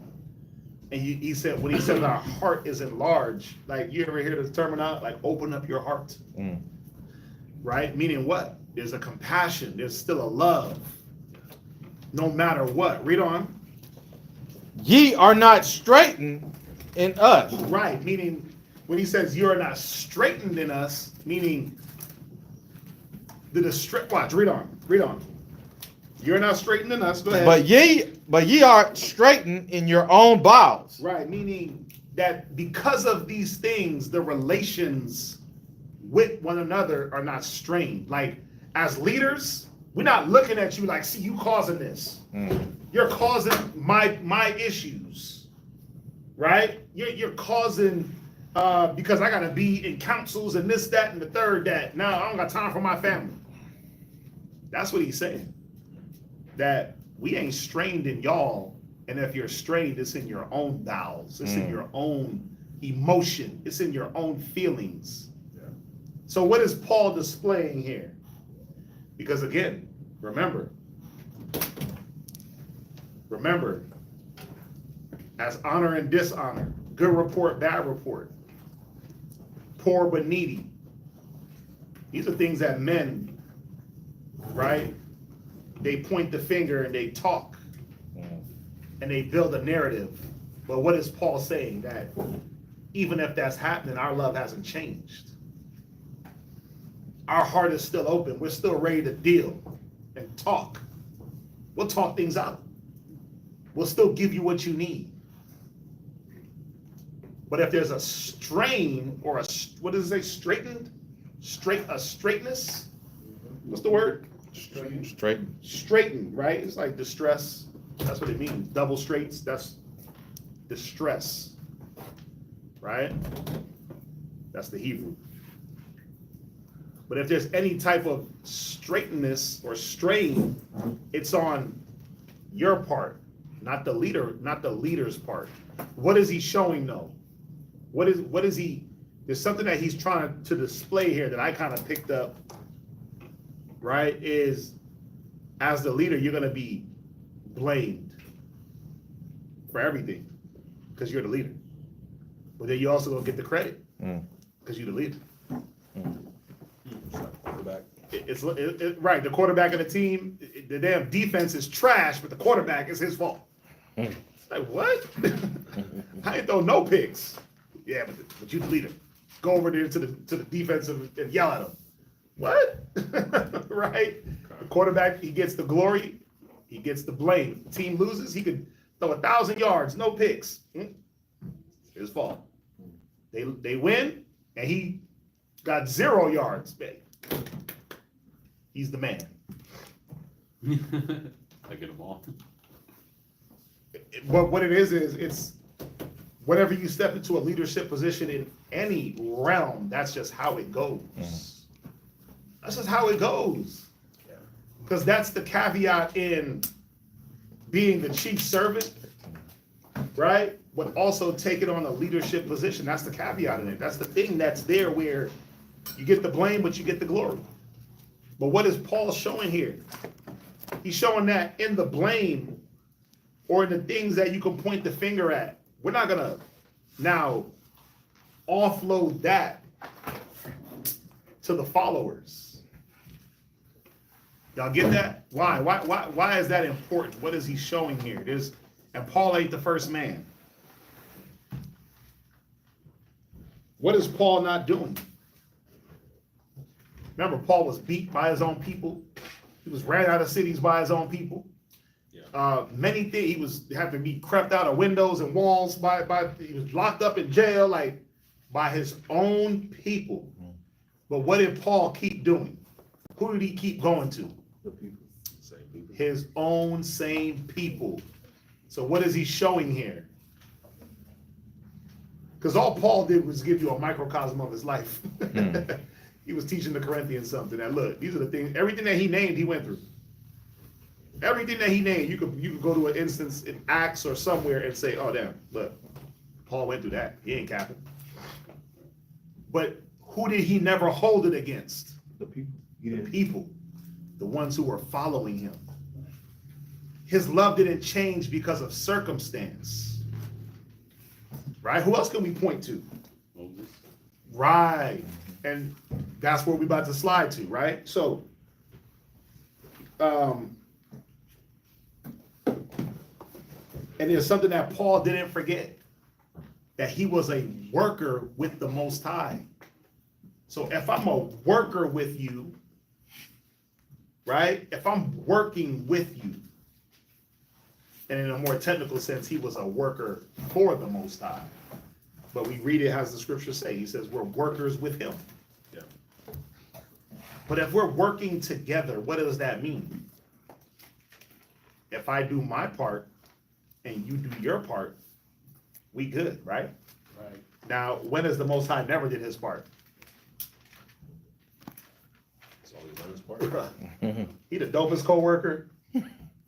When has Christ never done his part? Like, damn, man, man, Jesus, man, he just ain't never showing up, bro. Like, I don't get it. He just never got to the cross. Damn. He just never popped, he just never pulled up. Like, we was waiting on him and he just never came to get sacrificed. Like, he just ran from Pilate and them, like, hey. So now we just stuck, no salvation. He went back to hide in Egypt. Yeah, he just ran to Egypt. Like, he just ran into the heavens. Dang, like, popped out and then popped back in. To the heavens. Right? We can't say that with the Most High in Christ, but we can say that with ourselves. But think about it. If Paul was holding a standard to do the things that he had to do, and the Most High held a standard to do what he had to do, who is there to blame? Nobody. Right? You don't have to blame. You don't have to point the fingers. You know who points the fingers? Go to Numbers. So you can write down this next little point. Because remember, the overarching point is what changes our love, right? Or you can put what changes our love for our people. So the first point, or for what changes our love, right? So the first point is that we forget our duty. We forget the things that we have to go through. The second point that we're about to touch on, so all those other things fell under that. The second point is that we take things personally that we shouldn't. Numbers 12 and 3. Numbers chapter 12, verse 3. Read. Now the man Moses was very meek, Right.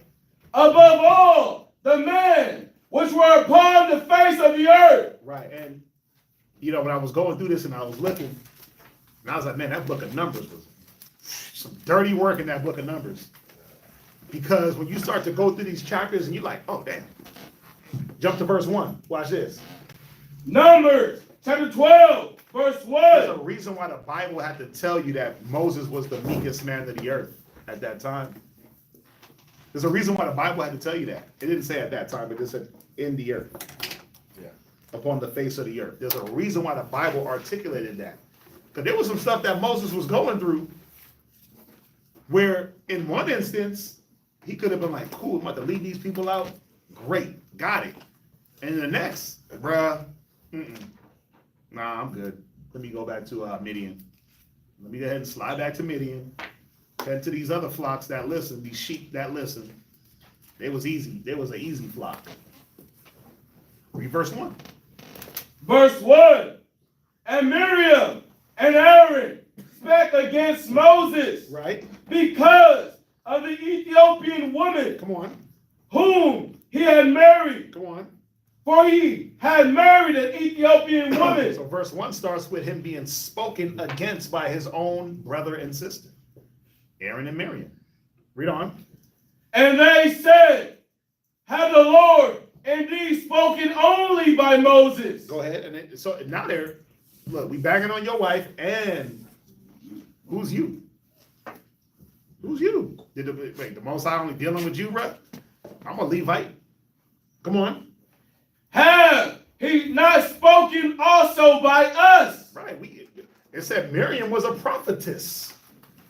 She was out there playing harps and timbrels and tambourines and prophesying with music. She's a Levite. Levitess. A Levitess. Right? She's a Levitess. Right? Aaron, high priest. Right? Then you get a high priest. He up there. Nigga, priesthood is with me, my sons. The anointing, I'm rocking the ephod. Who's you? I'm got the garments on. Who's you? I'm the head dude, but wait. Who are you? Why are you getting these privileges? Remember those privileges of a leader, right? Y'all think it was a privilege that Moses went up on the Mount Sinai? That wasn't no privilege. That wasn't him up there 40 days just chilling. But yeah, he was there. They up there on vacation. But guess what he was up there doing? Didn't it say through fastings? Uh-oh. Damn. Damn. Speaking by experience, that is not a 40-day chill. In any realm, right? He was in AC the most of the time. Oh, no. The point is, he wasn't climbing up. That wasn't a cap. No, You see no. the work, it's out. Right, that's what I thought about. I was like, no. The point that I'm making is that he wasn't climbing up Mount Sinai. Right. Where when you read inside the Josephus, it tells you the incline was so, the grade of the incline was so crazy that it was basically not a climbable mountain. That the cliffs and the rocks were so sharp. When the people looked at it, they was like, ain't no way he made it up there. And that was just the rocks. That wasn't even all the commotion from the angels and the chariots and the Most High and all the things that was happening on that mountain, where they looked and was like, ain't no way this man made it up that mountain. A lot of times when you climb up a mountain too, the colder it gets. Not Right. knowing if it was colder or not, but just. But that's but that's a good point. The air changes, so it becomes harder to breathe. Harder to breathe. And it gets colder. It gets colder. So that wasn't just That's a good point. it Well, wasn't I like think- you just walk down the street. I think it got hotter up there. They said that mountain smoked. Right? That's true. But to be able to stand inside them elements that was going on, that wasn't a privilege like, oh man, you just gonna come up here and be on vacay. 40-day fast, no food, no water, just thirsty, right? It wasn't like a privilege. He's just so privileged. Now, it was a privilege, obviously, because you have to be a great man to be able to get that, but Yes. just the circumstance of it, right? Read on. And the Lord heard it. And wait, what? And the Lord heard it. Go ahead. Now, the man Moses was very meek Come on. above all the men which were upon the face of the earth. Mm-hmm. And the Most High spake suddenly. And wait, what? And the Lord spake No, suddenly. no. Moses spoke up for himself. The Lord. But that's my big, let me go talk to him real quick because we get him in check. The Lord. You know what? Let me get those officers over here real quick to get this thing. The Lord. Hey, sis, Shammai. The Lord. Oh, see that? You see that? Because Moses was a worker with the Most High. Moses was doing his job. Mhm. They get out of line, the Most High does his job. You ain't got to blame nobody. You ain't got to point fingers. You just let the Most High do it. God. Let him step in. This is what you call trusting in the Lord. God. Now watch this. You know why this is important? Because to get the level of berating that Moses received, not only from his immediate family members, but also, because remember, Korah, Dathan, who was Korah to Moses? He was also a blood relative. That was his cousin. Right? Who, because he felt like he was a Levite that was older with more money, that he should have been in leadership. So, you know what? We're going to cause a tumult. Damn, wait. Did we read that in Corinthians? What, a tumult? Oh, okay. Right? So Moses is on fast. He going through tumults. Right? There was a time when Moses was catching so much hell, he went to the Most High and said, look, I need help. Yeah. Most High said, get 70 elders. Right? God. So you could see everything that Paul was talking about. You could say, well, dang. Let's go to the first major leader of the people real quick. Let's go to the first major servant. Oh, my bad. Minister. Moses was the first major minister of the people because of all the patriarchs. He was the first one to lead that amount of people out of a circumstance. This wasn't a man leading his house. This wasn't Abraham with his 300 trained servants. This wasn't Jacob with his 12 sons and a daughter. No, this was a man leading complete strangers. Where he could have said, nah, Lord. You know what I'm saying? I'm comfortable. Got my 2 ribs. Got my children. Got my father-in-law. He's cool. You know, we be kicking it, sharing good stories. I'm going to tend to this flock, go home, deal with my fam. Right? You think he didn't know how the Israelites was? Remember, he was there in Egypt with them, just not in a subservient position with them. He was in a leadership position over them. What? And he got blamed when he helped one of them. What you gonna do? Kill me like you killed that Egyptian last night? Oh yeah, that's horrible. That's brother. That's the point. He already felt what it was gonna be like to lead them. Yeah. And he said, you know what? I got it. Let me go deal with them. Yeah, that's a good point. I need you to jump. We're just gonna jump to Numbers 14. I could go. What's crazy? I could go from Numbers 10, 11, 12, 13, and show you an instance of somebody rising up against Moses. It's wild how the book of Numbers is. The book of Numbers is crazy. It's all the instances. Korah and Dathan's in there. I don't think I threw it in here. It's all the instances of men rising up against Moses. But there's a thing I want to show y'all. And I kind of just showed y'all where the Lord spake up for Moses. on the account of an attribute that Moses had, which was the meekness. Now watch this. I always define it, right? Meekness. It's an adjective. What does an adjective do? Describe something, right? It's an adjective. Enduring injury with patience and without resentment. Meaning, you can talk bad about me, my wife, my leadership, and guess what? And I'll endure it. But then guess what? We cool. We good. You my brother. And guess what? Let's keep it moving. And you would never see a slight come from me because of that. Or what we've been dealing with, feigned love. Right? My love ain't gonna change. Moses' love didn't change off of that because of what people said about him, what people did to him. Right? Because where was his love grounded? What was his love for? Watch, we're gonna read it. Numbers 14. We're gonna do some jumping in this Numbers because we're gonna do some jumping just to get the points. I will kind of fill in some of those gaps, but because we'd end up reading the whole chapter, and it's a grip. Read it. Numbers 14. You're gonna start at verse 1 for the context. Numbers chapter 14, verse 1. Read. And you're gonna read down to verse 4, then you're gonna skip to verse 11. Come on.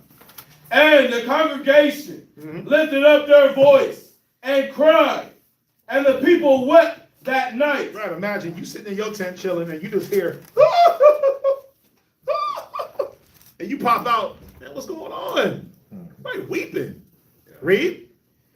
And all the children of Israel murmured against Moses. And then you can hear, man, this nigga's tripping. He got us out here thirsty. You know what I'm saying? He's always dealing with the Most High. He don't never tell. He tells us what's going on, but he might not be telling us everything. How come he ain't tripping? Because that's where it comes from. He ain't going through it like we going through it. He gets to go talk to the Lord and make excuses and have it better than us. Wait, wasn't Moses there thirsty as hell too? Sure was. Didn't they have to hold Moses' arms? Nobody was crying when he had to hold his arms up in that battle. Right. When he was up there so long, they had to sit up under him and hold his arms up. And if Israel losing, no. Oh, right? Yeah. Nobody was, oh man, Moses was so great. Nope. But as soon as y'all lips get a little bit parched, oh man, bruh, this nigga, bruh, what kind of leadership skills is this? I told you about Moses. Yeah, that leaving Egypt thing, I knew that wasn't a good idea. Them Egyptians, man, we had to go see about them and, pop back into Egypt. Come on. And against Aaron. Read. And the whole congregation said unto them, would God that we had died in the land of Egypt. Yeah, like if it was up to your God, we just died. Is that what the point was? Come on. Or would God we had died in the wilderness. Come on. And wherefore have the Lord brought us unto this land to fall by the sword? Yeah, like, is that the purpose? Imagine these accusations being tossed at you, and you're just the guy executing someone else's plan. And you got to sit here like, damn, don't shoot the messenger. Right? It's like in the movie 300. Moses is the dude that got kicked into the well, basically. That's how they were trying to do Moses, trying to kick him in the well. Like, you don't shoot the messenger. Come on. That our wives and our children should be prey. Were it not better for us to return into Egypt? Yeah, that's a whole slap in the face to the Most High. Read. And they said one to another, let us make a captain and let us return. Moses, you're fired. I mean, we demoting Moses, bruh. Because, bruh, look, he ain't a good leader. He ain't a good leader. That's crazy. That's crazy. Like literally trying to demote Moses. But they wasn't going to demote Moses. They were going to stone Moses. Right? When their murmurings were not to just creep off unawares. It was, let's kill this nigga and move out. Think about that. They wanted to literally kill him. Go ahead.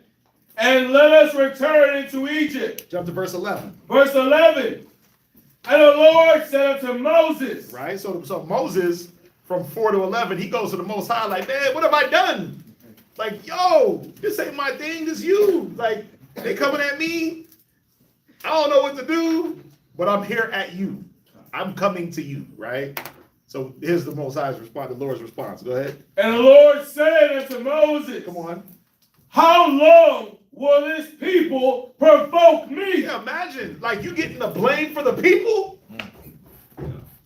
I'm doing what you, watch, I'm doing what you told me to do. I went up on the Mount Sinai, and before I can get down, these niggas is dancing around a golden calf. How is that me? Yo! It's like middle management. That's like, the point. You know, you get in trouble for the people that's over you, coming down on you, and the people that's under you is going against you too. They're making all the mistakes down here, and you're getting the blame from the top. Come. Yeah, me personally.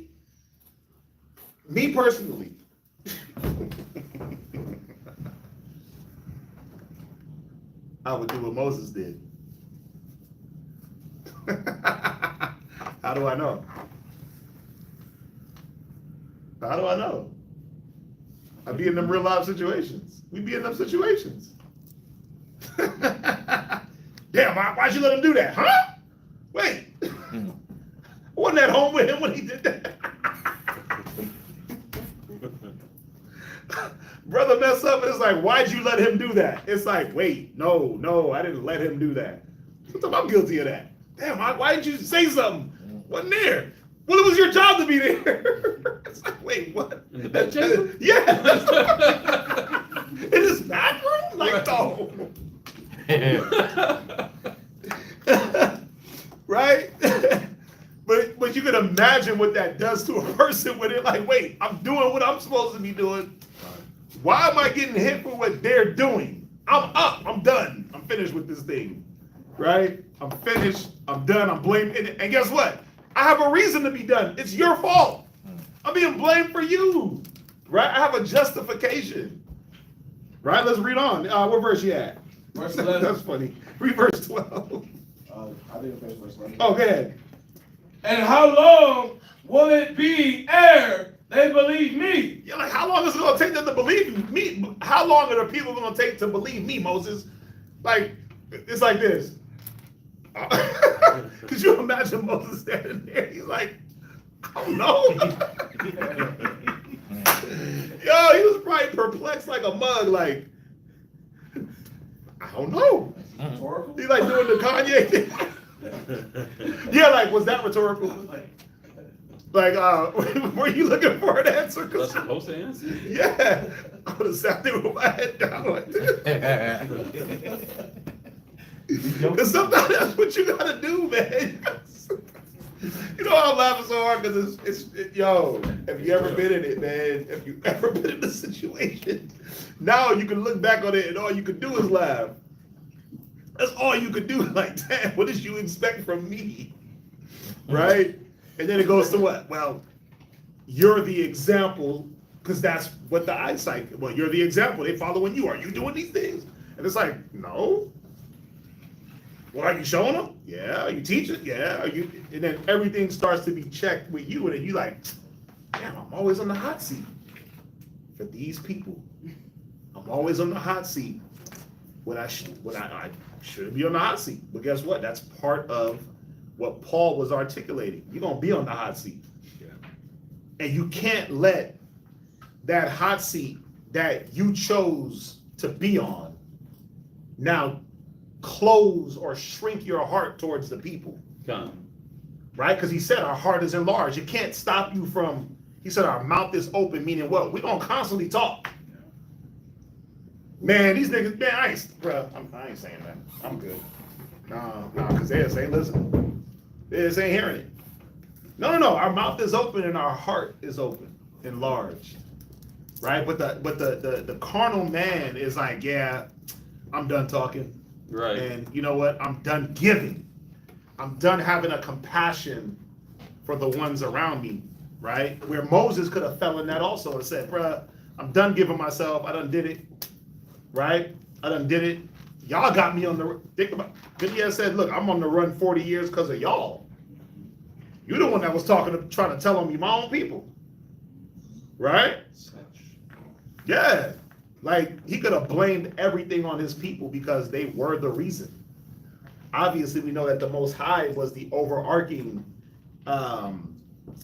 catalyst for everything, right? And that's how you got to position your mind that, wait a minute, who's controlling this?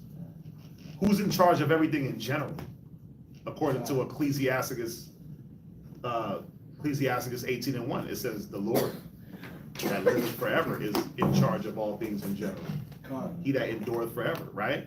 Read what verse you at? Last precept for 11. Okay, read that down to verse 13. For all the sons which I have showed among them, Right, read. I will smite them with a pestilence, Right, and disinherit them, right, and will make of thee a greater nation. right. So here's the alternative. You know what? They ain't listening. Moses, move over. I'm going to hit him with a pestilence real quick. You know I can do it. I already rocked him with a bunch of snakes, fiery serpents. Every man girt his sword.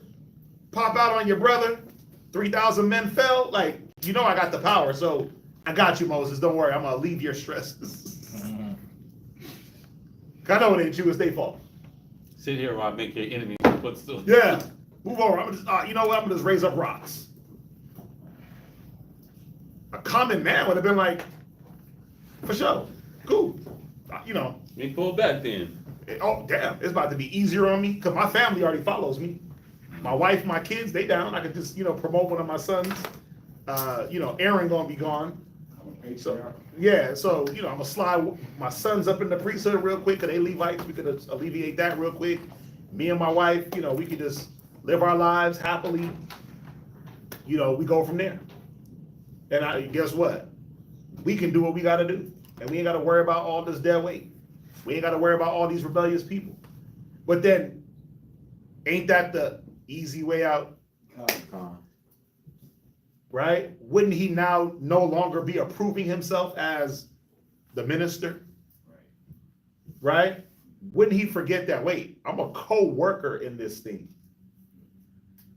So what does Moses do? Well, he continues to work for the salvation of the people because that's what that Corinthians 6 is talking about, right? That's what that that's why I want to start at verse 1, right? We then, as workers together with him, beseech you also that you receive not the grace of God in vain. Who would have got that lesson if they weren't around to get it? If they were all dead, would they have gotten the grace? No, it would have been in vain. So Moses says, nah. Nah. Watch, read on. And mightier than they. Right. And Moses said unto the Most High. Yeah, kill them all. They deserve it. I'm about to take a vacation. Go ahead. Then the Egyptians shall hear it. Right. So he starts to remind the Most High, like, wait. That ain't the deal. Like the covenant you made with Abraham, Isaac, Jacob. Right? The Egyptians going to hear this and they're going to mock. Read. For thou broughtest up this people. Right. And thy might from among them. Jump to 19. Pardon, I beseech thee, the iniquity of this people. See, if Moses was scarred from all the things that was said about him and just a little damn, if he held on to them emotions, he would have been like, yeah, they deserve to be chastised. That's what the law say. That's what he would have found a reason to destroy the people. But he asked the Most High as the leader, as the chief servant. No, just excuse them. They don't know what they do. Christ said it. Forgive them, Father. Remember, it said the Son of Man came not to be served or to minister, but to not to be ministered unto, but to minister. Right? And then as he's ministering, they're like, man, this nigga's ministering too good. We got to get him up out of here. He's too good of a minister. Damn.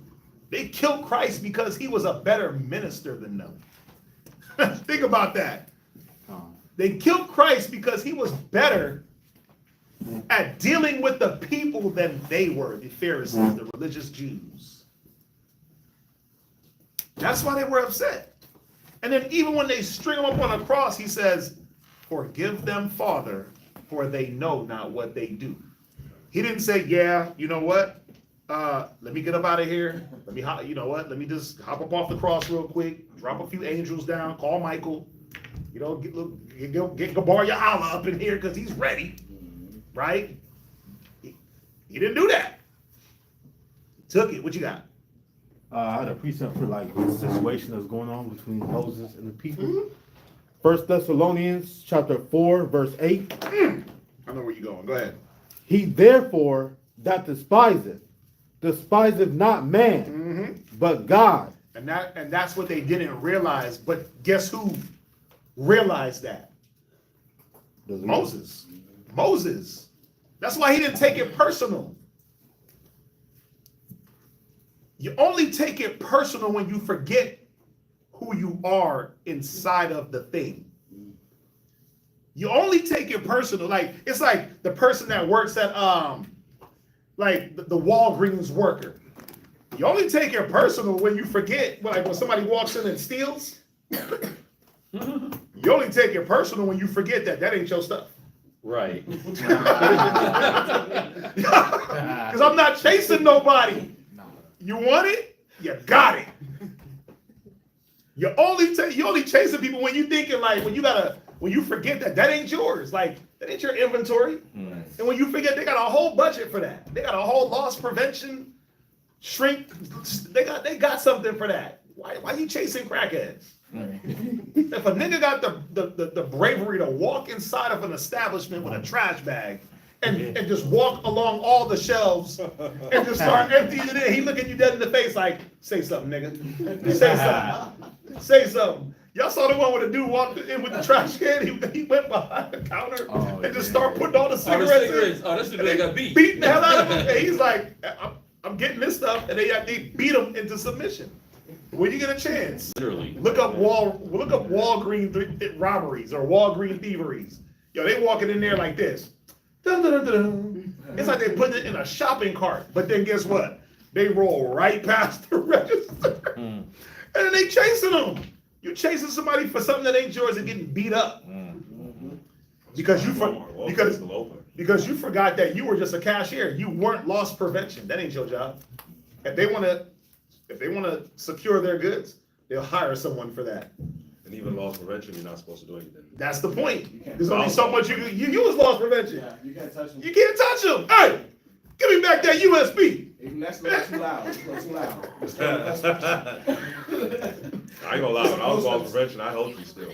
That's terrible. I was like, oh, you about to get that? Let me show you how to take this tag off. Yeah, the tag is on there, but look, I'm gonna go over here. And when it go off, You get what you need. I'm gonna run real Don't slow. pay me enough. I'm gonna run real slow over there, and hey, stop. I'm not gonna go over there. Breaking off outside. Thief, stop, thief. Right. Remember But one see- time, the okay. woman stole, and like, she like, the tag started going off, and she stole, and I was like, Y'all funny. I was like, excuse me, miss, and she started running. I was like, I'm just gonna take the tag off for you. Oh, wow. You knew she stole? No, honestly, I didn't know she stole. That's terrible. I didn't know she stole. Out there. But But I was like, oh, that's what she was running because she stole. that's hilarious. You didn't chase her down the block? Nah, hell no. He's a terrible Ross worker. See that? He's the type of but he's the type of worker that a lot of people like. Them overzealous cats, like, bro, go fall back somewhere. Like, you get beat up on camera over a bag of chips. I seen one video where the chick drove her car. He stole some groceries in the neighborhood dash cam. So obviously he got away on the bike. He was geezing. He was gone. Right. And the dash cam caught her, hit him off the bike. Nigga threw soda at her. Bow! Hit her over the head with the soda. Smacked her with a loaf of bread. Getting these groceries. You effed up my bike. He was mad as hell about the bike because she ran over the front wheel. And she's like, these ain't yours. And I'm like, so you hopped in your own personal vehicle, crashed into a man while he was on a bicycle to get back bread and some soda. You didn't belong to you. You forgot who you were. You forgot your job description. That wasn't it. No, I'm a superhero. but that's the point. The point that I'm trying to make is that in all of this, we forget who we are in, I like to call it a production that the Most High has going on, like a TV show type situation, and we're just the actors, right? We act. The Most High is the director. He's the writer, and we just got to read the script and say, okay, let me play my part in this script, and let me play the good part. I want to be the angel. I don't want to be the demon. Right? But then we get a little bit too zealous, forget that we're supposed to play a part and then try to play a different part. And then you get mad when somebody smacks you. And you didn't read that in the script. You're like, but it didn't say, why are you smacking me? Well, because you stepped in the spot where a person gets smacked. I didn't read that. Well, you should have stayed in your damn lane. That's the problem. You should have kept your mind right. And that's the problem a lot of the times. That's how you take things personally, because you're not fulfilling the correct roles, right? You're not understanding that you do the job, and if you do your job to perfection, the Most High always does his job. Always got your back, right? And sometimes the job is to take those stripes, to take those shots, to be put down by the people. That is the job. And the Most High always to show you to forgive, right? To have that forgiveness. And then the Most High says, okay, yeah, you made it. I'm going to take care of them, and I'm going to take care of you. Did you finish, Gabar? Let me get, oh, it's 9:04. Let me jump back. Go ahead. Let me jump back. Where you at? Verse 19. Right? Pardon, I beseech thee, the iniquity of this people, right? According unto the greatness of thy mercy, Mm-hmm. and as thou hast forgiven this people. No, according to my mercy that I want to show them. Of thy mercy. Yeah, it's about the Most High's mercy. Go ahead. And as thou hast forgiven this people from Egypt, right? Even unto now. Go ahead. And the Most High said, I have pardoned according to thy word. Right, you can write down Luke 23:34. That was the forgive them, Father, for they know not what they sin, know not what they do. What? Luke 23 and verse 34. Right.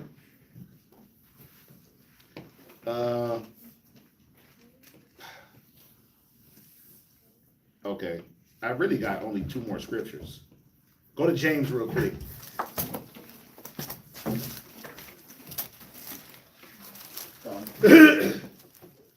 James 3, read verse 13. James chapter 3, verse 13. And then jump to 17 and 18. Go ahead. Who is a wise man and endued with knowledge among you? Come on. Let him show out a good conversation. Go ahead. His works with meekness of wisdom. With what? Meekness of wisdom. And that's what we've been dealing with, is this meekness of wisdom. This meek spirit. Enduring injury, right? Enduring injury with patience and without resentment. Jump down to verse 17. Verse 17. Come on. But the wisdom that is from above, right, is first pure. Wait, there go that pure thing again. See, so how do I go through what 2 Corinthians 6 says? Well, I have to use the wisdom from above. How do I purify myself like Peter said? I got to use the wisdom from above because it's pure. So what does it say? Read. Then peaceable, right? Gentle, right?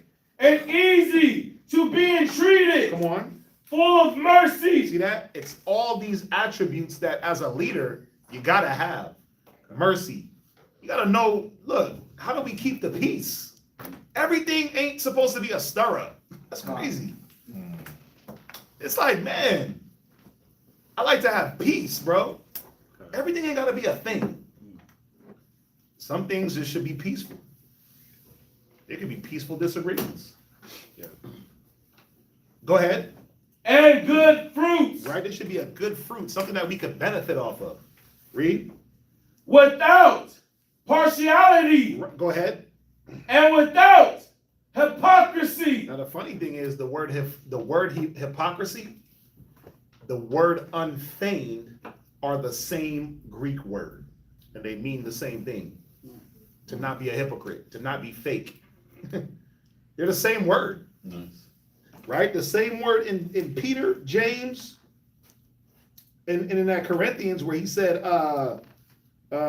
in that Corinthians where he said, love unfeigned, it's the same word. It's the same Greek word. It's like a loose something. It's a long word, a loose or something, right? But it's the same word. It is translated it hypocrisy or unfeigned, depending on the writer. That's it. Right? So where we at? Verse 18. Uh-huh.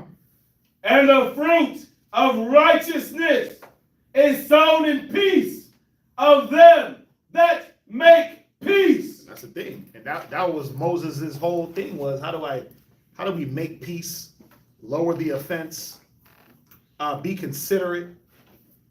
I gotta look at myself first. I can't take everything personal, right? One more point. Love changes because we forget that this is not your will. It's not about you. It's not about your own will, right? So that James and everything kind of leads into this point. 2 Timothy 1. You go to 2 Timothy chapter 1 and verse 2. We're going to take it to verse 9. And this is important too, right? Because it's the letter that Paul wrote to Timothy on a lot of good wisdoms that he was sharing with him. Let's see what he tells him. Now remember, just read it. Go ahead. 2 Timothy chapter 1 and verse 2. 2 Timothy chapter 1 verse 2. To Timothy, my dearly beloved son, Right. grace, mercy, and peace from God the Father and Right. Christ, Jesus our Lord. I thank God, whom I serve from my forefathers with pure conscience, that without ceasing I have remembrance of thee in my prayers night and day, Come on. greatly desiring to see thee, being mindful of thy tears. Being what? Mindful of thy tears. Being what? Mindful of thy tears. Right. See, Paul had a consideration for Timothy, things that he was going through. That's why he wrote this letter. That's why he wrote these letters to Timothy. All this whole letter was about guidance in how to build the church, how to set things up. If Paul didn't have a consideration or a care or a love for Timothy, he just, man, do your thing. Do whatever you want. And I'm going to just crush you when everything goes wrong. It's crazy. Right? Read on. That I may be filled with joy when I call to remembrance Right? the unfeigned faith. The what? The unfeigned faith that Paul said, is. when I call to remembrance the unfeigned faith, right? There got to be a faith in you that does not change because of circumstance also. So not just an unfeigned love,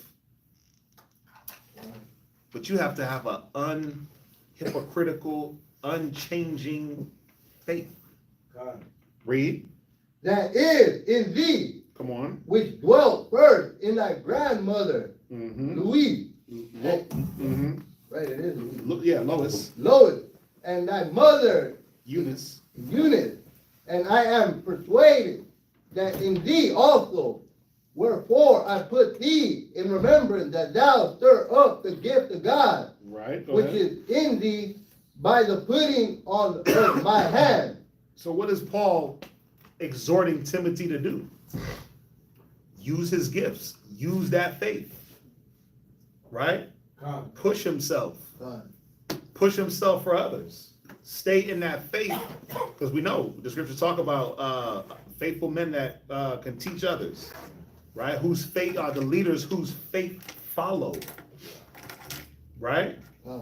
Not doing your own will, because it's easy to become in your own will unfaithful. It's easy to say, I don't see this thing panning out. I'm gonna go do my own thing. I'm gonna go do what I can see. But he was urging Timothy to have Timothy to have faith. Why? Why did he have to have a certain level of faith? Because there was going to be things that he was going to be faced with that he wasn't going to be able to see far off. Just like us.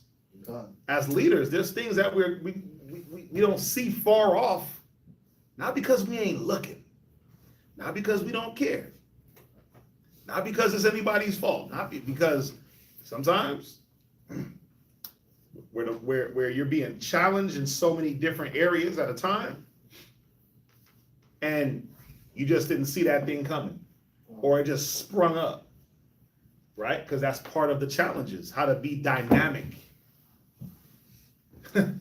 How to be dynamic in situations, meaning you know how to move with the situation. Yeah. You're not caught, it caught you off guard, but it didn't catch you off guard. Right. Meaning you didn't see it coming, but you can deal with it. Oh, I got that. Oh, you just popped up? Gotcha. Boom, boom, boom, right? Charging Timothy with these things because, again, as a leader, it's easy to lose faith when you don't see things moving the way you want them to, growing the way you want them to, and then you do what? I'm gonna go do what I know is gonna work as far as what I'm gonna get immediate results in. I'm gonna go do what look, it's taking too long over here. I'm gonna go do this thing over here. So we gotta be reminded that it's not you that affects the thing. It's not you that's going to make the thing go or grow or whatever it is. It's one man plant, one man water, but the Most High. As long as I'm faithful in watering and planting, the Most High is going to come through at some point. He just going to come whatever the hell he wants. That's the point. He's going to come when he wants. So I can't dictate that. I can't determine. Remember, we're just workers. Just workers together. Most High said go water. Most High said go plant. Well, he didn't say to increase the thing, make the thing grow. He just said just go do those two parts. And I'll make it grow. I'll make it yield. Right? But you can't lose faith in the little bit of the thing that you're supposed to do, whatever is given. Read on. Verse 7. Uh-huh. For God has not given us the spirit of fear, right? But of power, right? And of love. Of what? And of love. Right. Not feigned love, but love, pure. Go ahead. And of a sound mind. Read. But be not thou therefore ashamed of the testimony of our Lord. Right. Nor of me, but be thou partakers of the affliction. Of the what? Of the affliction. Of the what? Of the affliction. Proving us as ministers in much what? Of the affliction. Right. Through much what? We shall enter into the kingdom? Of the affliction. Right. Affliction, tribulation. Right. There was something else too. No. When you go into that word meek, it means affliction. That's what the word means. It means lowly. It means depressed. It means afflicted. Right? So why am I going here? Well, what is Paul reminding Timothy? That there has to be a level of meekness, a high level of meek, because that's the attribute we've been focusing on, right? That you got to be like a Moses. You got to have the unchanged faith, and you got to have the unchanged love, and your level to be able to endure affliction has to be there. Go ahead. Of the gospel according to the power of God, right? Who has saved us and called us with the holy calling. See that? And that's the point. It's not our will. He saved and called us. What does it say? Many are called, you are chosen. The harvest is plentiful, but the laborers are few. So if you're incorporated into the will, do it, is the point.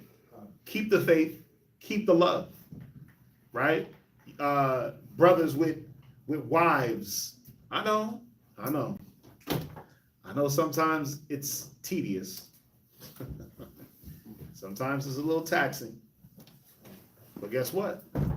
You can't let your love change for her because of what y'all go through. That's part of it. That's part of the affliction. That's part of the entering into the kingdom. You got to be meek in the situation. The same thing with sisters. The things you go through with your husband. Oh, we fell out of love. What the hell? You fell out of love is crazy. Right? Because you hear that. Oh, what happened? Oh, you know, we just grew apart. Me and Alicia used to do that. You know, Alicia Keys? You keep falling in and out of love? Just falling out of love. Yeah, but that's crazy, right?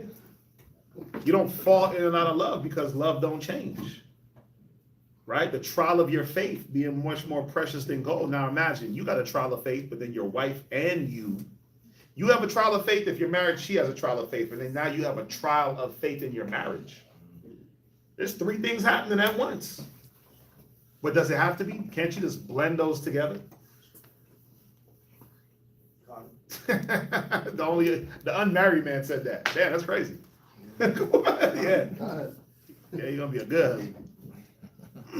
Yeah, but you can merge those things together. They don't have to be 3 compartments, 3 separate things, right? But if the Most High has you in the will doing a certain thing within, do it. Don't take things personal because it's not you, right? Don't be so quick to vindicate or justify yourself. Let the Most High do it. He'll do it. He'll stand up. Right? Read on, verse 9. Not according to our work, Right? but according to his own purpose and grace. According to what? According to his own purpose Yeah, and because it's grace. not about our purpose, it's about his. It's about his purpose. And once you figure that out and start to put your mind in what is the Most High's purpose, what is his will that he wants for man, right? Like when you look at Yahweh Shai, he was the will of the Most High. He was the walking will of the Most High. Right? So that's a blueprint. Read on. Which was given us in Christ Jesus before the world begun. Let's end it. Romans 12 and 9. Let's end it at Romans 12 and verse 9. And like I said, I'm gonna do more classes as far as like these building blocks of leaders, because it's important, right? A lot of these things, man, a lot of leaders don't have, and that's why their leadership, they do it for a moment, and then the ones that they're leading build up a resentment or a some type of way to point a finger at them. Romans 12 and 9. Romans chapter 12, verse 9. Come on. Let love be without dissimulation. Guess what the word dissimulation means? Fakeness. Fakeness. It's the same word that they use for unfeigned. Hypocrisy. It's the same word. Dissimulation means fake. Without being a hypocrite. It's the same word. Same Greek word, just translated 4 different ways. Read. Abhor that which is evil. And that's the point. We're supposed to hate or get away from those things that are evil. Go ahead.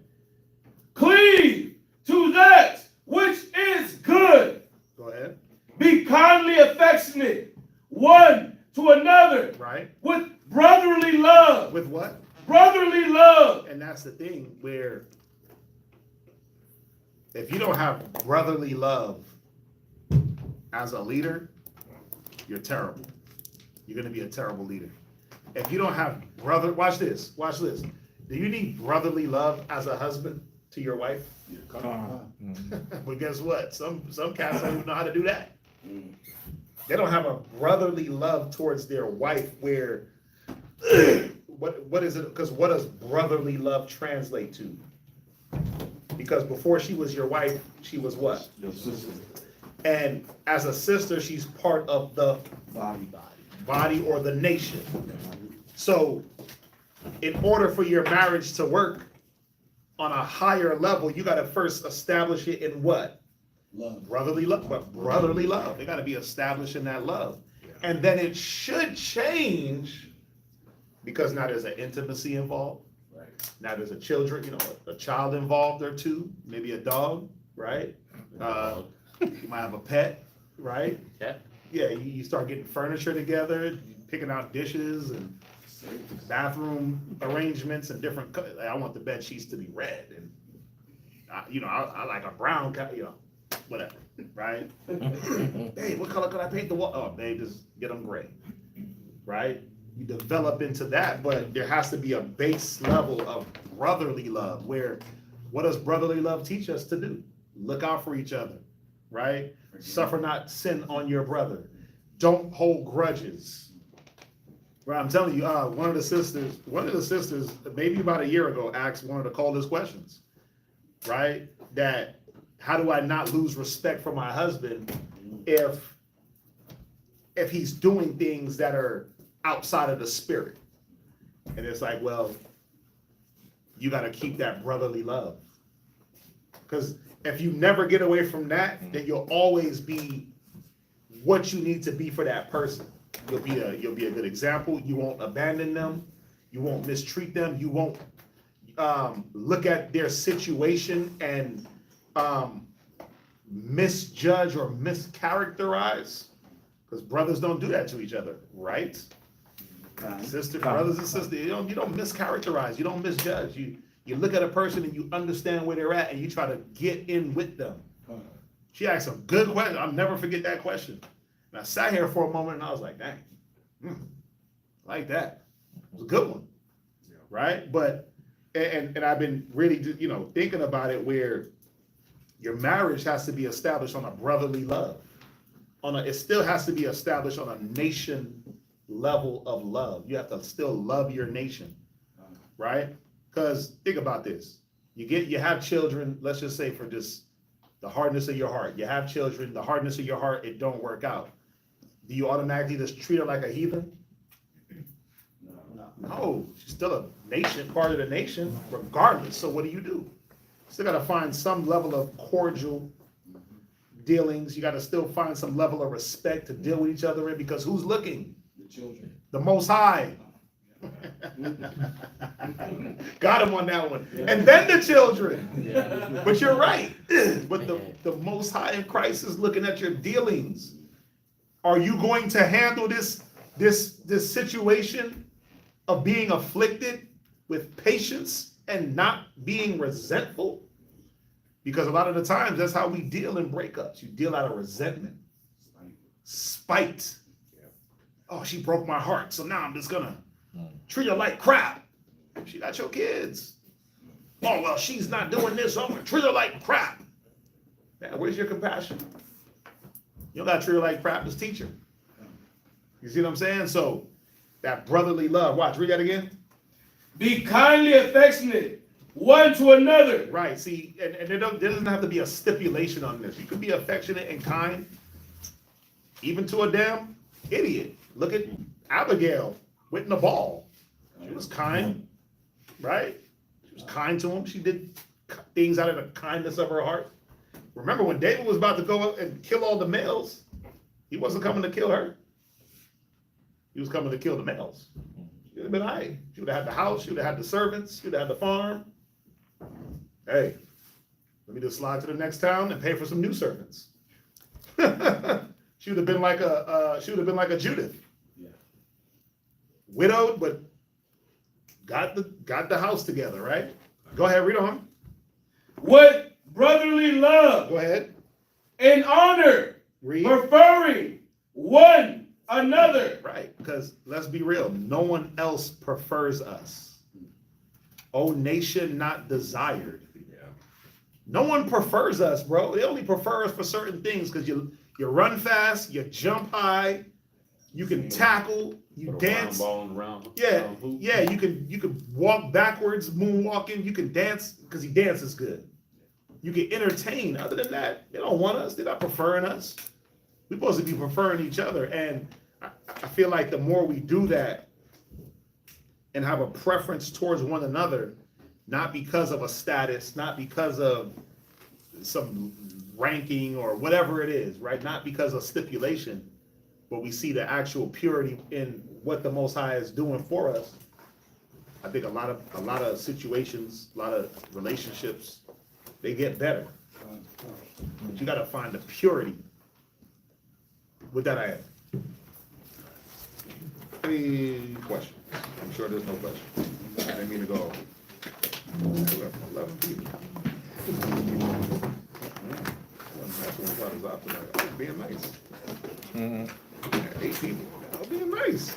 Come on, man. Logged off? I was being nice. Why am I logged off? Oh, Hey, real quick, hey, Sister LaShawna, we'll definitely keep you in our prayers with that fire out there in Cali. I thought the fire was just hitting rich people, but I see that the fire is actually like spreading towards everybody out there, so we'll definitely keep you in yeah, our prayers. I think the highway, like the 404 or something like that, it kind of separates like the Palisades, the Malibu type situation, and then Other people. because the winds out there are so crazy, they said an amber can float 2 miles and land and just start burning stuff. And then the way fires creep too, they go underground, they burn the roots. Yeah. And they'll travel underground and yeah, Mosiah's not playing. So, sis, definitely set up some prayers for you. And just there, all our people out there, man. So, I think we supposed to get hit with some real cold temps, colder than last week, like the 20s. They said something about closing the school because of snow. I'm like, snow? Yeah, it's supposed to snow Tuesday. Sunday to Tuesday.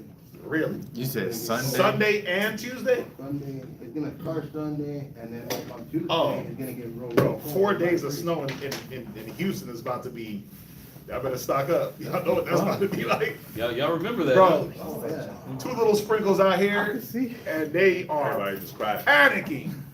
It ain't Detroit, where they let it pile up 18,000 inches and then plow. They don't even got plows out here. So, Power will go out. The infrastructure's not power, built to the take it. power will go out, yeah. Yeah, when they get, because they all running their heat. Y'all have salt for the road? No, nah. Nah. They got no salt trucks. They're like, what's that? This is Texas. They put cow poop on the road. Oh, yeah, so we gotta stay at home. Hey man, let's just hope the heater don't go out. Let's hope the power don't go out. Yeah, pray for our power. Right. Power don't go We need out. some of that fire. Need some of that fire. But all right. I mean, hopefully y'all enjoyed the class. Sister, we'll set up the prayers for you. The water for everybody online engaging in the chat. I know we didn't really get a chance to check the chat. We need to be more in the chat just to engage. But yeah, if that's it, you'll see us back here on the Shabbat Saturday for class. We got class tomorrow. Yeah? No, Rochester. So y'all got Zion tomorrow, VA on Friday, and then we back with you on Saturday. So with that, we're gonna say shalom. Shalom.